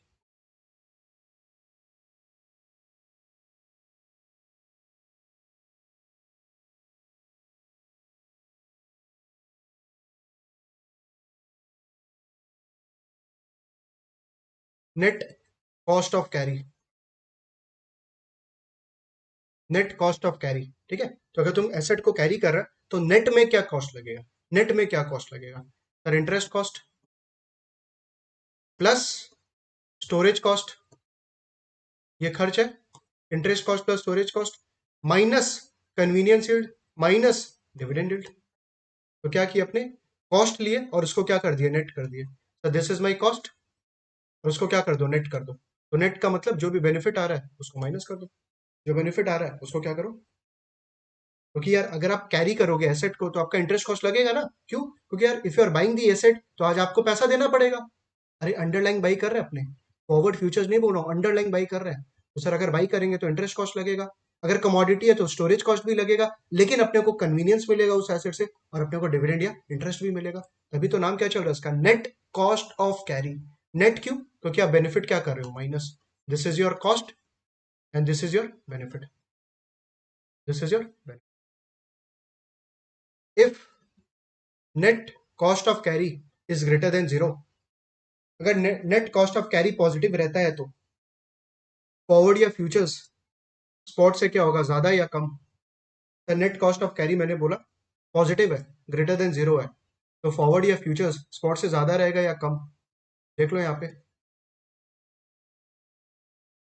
ये वाला पोर्शन अगर पॉजिटिव है पूरा तो सर ऑब्वियसली स्पॉट प्राइस में नेट कॉस्ट ऑफ कैरी अपने ऐड कर रहे हैं, तो फ्यूचर्स विल बी व्हाट, या forward will be what, greater than spot, will be greater than spot, इसको अपने बोलते हैं market is in कॉन्टैंगो, market is इन कॉन्टैंगो, कि सर अगर फॉरवर्ड या फ्यूचर स्पॉट से ज्यादा है तो सर मार्केट क्या है, कॉन्टैंगो में, if net cost of carry is less than zero, मतलब फ्यूचर्स क्या, लेस देन स्पॉट, क्योंकि नेट कॉस्ट ऑफ कैरी क्या, स्पॉट में माइनस हो रहा है ना, तो सर स्पॉट में अगर माइनस हो रहा है तो फ्यूचर्स क्या हो जाएगा, कम हो जाएगा, market is in backwardation,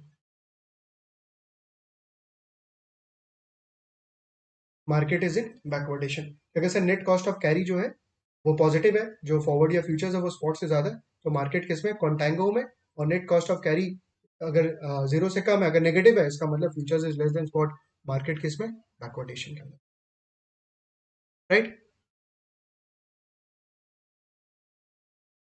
point number 3, forward या फ्यूचर्स का रिलेशनशिप अपने कैसे लिखे थे, F T is equal to S zero into 1 plus R F to the power T, ये लिखे थे, सोचना एक बार प्रैक्टिकली, अगर central bank interest rate increase करता है तो क्या इंपैक्ट होता है मार्केट के ऊपर, सेंट्रल बैंक अगर इंटरेस्ट रेट इंक्रीज करता है तो मैंने बोला मार्केट पे क्या इंपैक्ट होगा, सर अगर सेंट्रल बैंक इंटरेस्ट कर दिया ऐसे एफडी वगैरह का इंटरेस्ट, तो आदमी लोग क्या करेंगे, कुछ पैसा मार्केट से निकालेंगे, कुछ पैसा मार्केट से निकालेंगे और हो सकता है sir safer asset like FD में लगाएंगे या बॉन्ड मार्केट में लगाएंगे, क्योंकि अगर इंटरेस्ट रेट इंक्रीज होता है तो बॉन्ड प्राइस डिक्रीज होता है, अगर इंटरेस्ट रेट इंक्रीज होता है तो बॉन्ड प्राइस डिक्रीज होता है, तो सस्ते दाम पे they wanted to buy the bond और they will invest into some FD and और उसके वजह से स्टॉक मार्केट पे क्या इंपैक्ट होना चाहिए, नेगेटिव। अरे कोई अगर पैसा निकाल रहा है स्टॉक मार्केट से तो पैसा निकालेगा कैसे, सेल करके ना पोजीशंस को, तो पोजीशंस को सेल करेगा, मतलब there will be a supply pressure and because of the supply pressure the spot market what decrease, जो स्पॉट मार्केट है वो क्या होना चाहिए, डिक्रीज होना चाहिए। कब सर, आरएफ इंक्रीज होने से, आरएफ इंक्रीज होने से फ्यूचर्स पे क्या इंपैक्ट होगा, फ्यूचर्स पे क्या इंपैक्ट होगा कि सर आरएफ इंक्रीज हो रहा है स्पॉट डिक्रीज हो रहा है। अब सर डिपेंड करता है आरएफ अगर तेजी से बढ़ रहा है या स्पॉट तेजी से गिर रहा है, तभी फ्यूचर्स का प्राइस पता लगेगा कि सर फ्यूचर्स पे क्या इंपैक्ट होगा। बट यहाँ पे फोकस क्या है कि आप एक बार मान लीजिए, एक बार आप मान लीजिए कि सर जब रिस्क फ्री रेट इंक्रीज या डिक्रीज होता है ना, तो स्पॉट मार्केट पे कोई इंपैक्ट नहीं है, सिंपल। अब मान लीजिए इस पे कोई इंपैक्ट नहीं है, जो शेयर का दाम है उस पर कोई इंपैक्ट नहीं है, इसका मतलब अगर आरएफ इंक्रीज होगा तो एफटी फ्यूचर प्राइस क्या होगा, इंक्रीज, और अगर आरएफ डिक्रीज होगा तो फ्यूचर प्राइस क्या होगा। ये चीज समझ में आया आपको, वापस से रिपीट करो। सबसे पहले एग्जाम पॉइंट ऑफ व्यू से क्या ध्यान रखना है आपको कि सर जब भी इंटरेस्ट रेट इंक्रीज या डिक्रीज होता है स्पॉट मार्केट पे कोई इंपैक्ट नहीं है, that is the assumption, that is the assumption कि जब भी इंटरेस्ट रेट इंक्रीज या डिक्रीज होता है सर स्पॉट मार्केट पे कोई इंपैक्ट नहीं है, आरएफ इंक्रीज होगा तो फ्यूचर्स मार्केट इंक्रीज होगा, आरएफ डिक्रीज होगा तो फ्यूचर्स मार्केट, ठीक है। But apart from exam point of view, practical point of view क्या बोल रहा था कि सर जब भी इंटरेस्ट रेट आरबीआई इंक्रीज करता है ना, तो स्पॉट मार्केट क्या होता है, गिरता है due to supply pressure and उसके वजह से हो सकता है फ्यूचर्स का दाम। और अगर आरबीआई इंटरेस्ट रेट गिराता है तो आदमी लोग क्या करेगा, एफडी वगैरह से पैसा निकाल के स्टॉक मार्केट में लगाएगा, उसके वजह से एस क्या होगा, इंक्रीज हो सकता है, उसके वजह से एफटी बिल।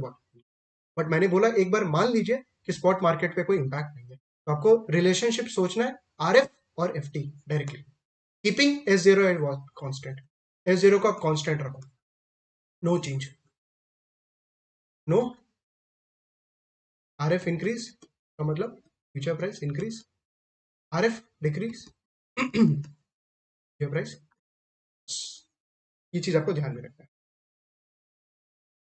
समझ में आया यहाँ तक, डाउट्स देख ले तो अगर कोई का डाउट्स आया हुआ है तो इनकेस।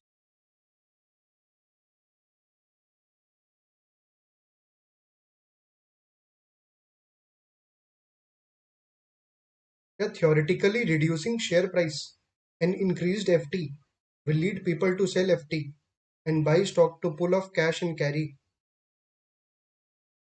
Periodically, अगर price theoretically reducing share price and increase FT, share price अगर कम हो और FT increase हो, FT increase will lead people to sell FT and buy stock. नहीं, वो तो फर्स्ट केस होगा ना नमन, जो आप बोल रहे हो डाउट, आप बोल रहे हो कि सर शेयर प्राइस अगर डिक्रीज होगा एफटी अगर इंक्रीज होगा, तो वो तो केस वन था, अब वापिस से केस वन पे क्यों चले गए।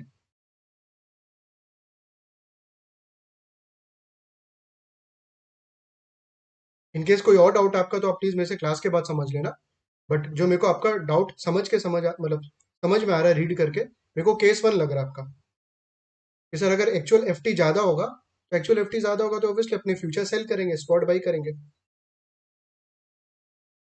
ठीक है।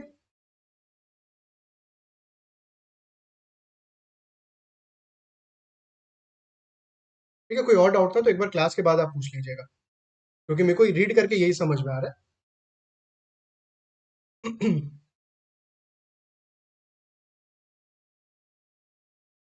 ये अपना कैश एंड कैरी आर्बिट्रेज हो गया, अब अपने क्या करें, एक बार स्क्वाइजर में जाते हैं और चेक करते हैं क्वेश्चन।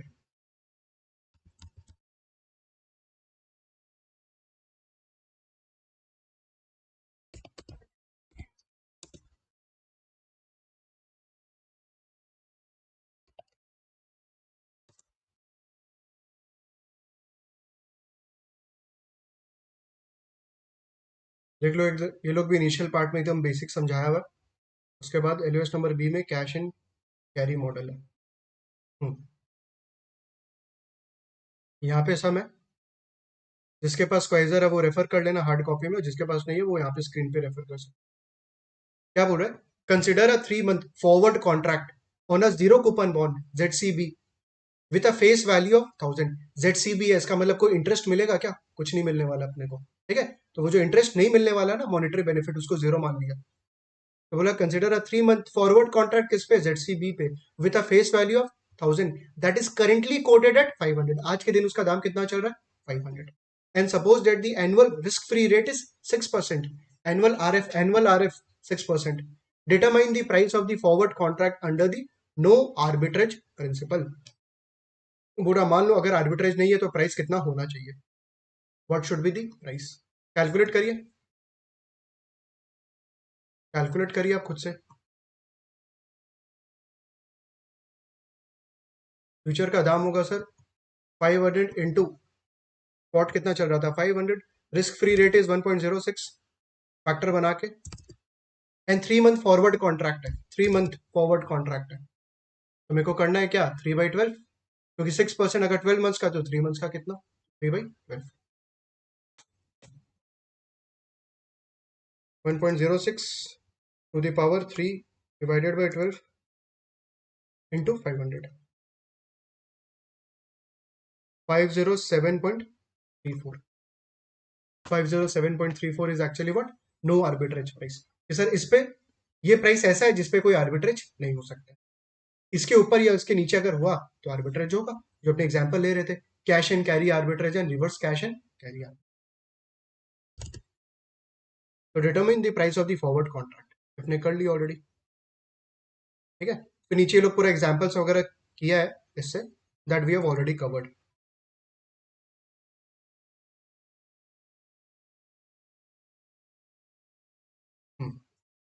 तो यहाँ पे आपका ये एलओएस पूरा का पूरा कंप्लीट हो गया। This LOS has been covered. अपने दो चीज डिस्कस की अभी तक। सबसे पहला बेसिक्स डिस्कस कर लिए, ठीक है, फंडामेंटल्स डिस्कस किए, और उसके बाद आपका एलओएस नंबर बी जो है वो पूरा का पूरा कंप्लीट हो गया। तो पार्ट नंबर 2 हो गया। तो अपने स्टार्ट करेंगे part number 1, pricing and valuation of forward and futures on equity, ठीक है। LOS number 1, pricing and valuation of forward and futures on equity. Break चाहिए आप लोग को? Do you need break? Break चाहिए तो फटाफट से कंफर्म करो, अदरवाइज स्टार्ट कर दूंगा मैं।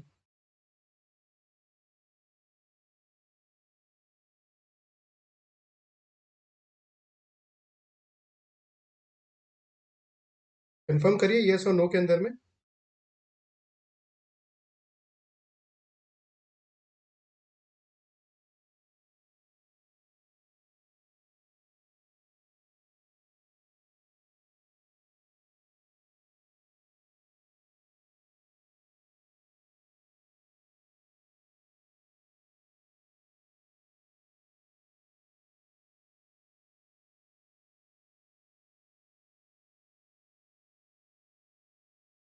यस, पूरा यस है, ब्रेक चाहिए। ठीक है, ब्रेक ले लीजिए। Let's take a break for 5-7 minutes और उसके बाद आते हैं।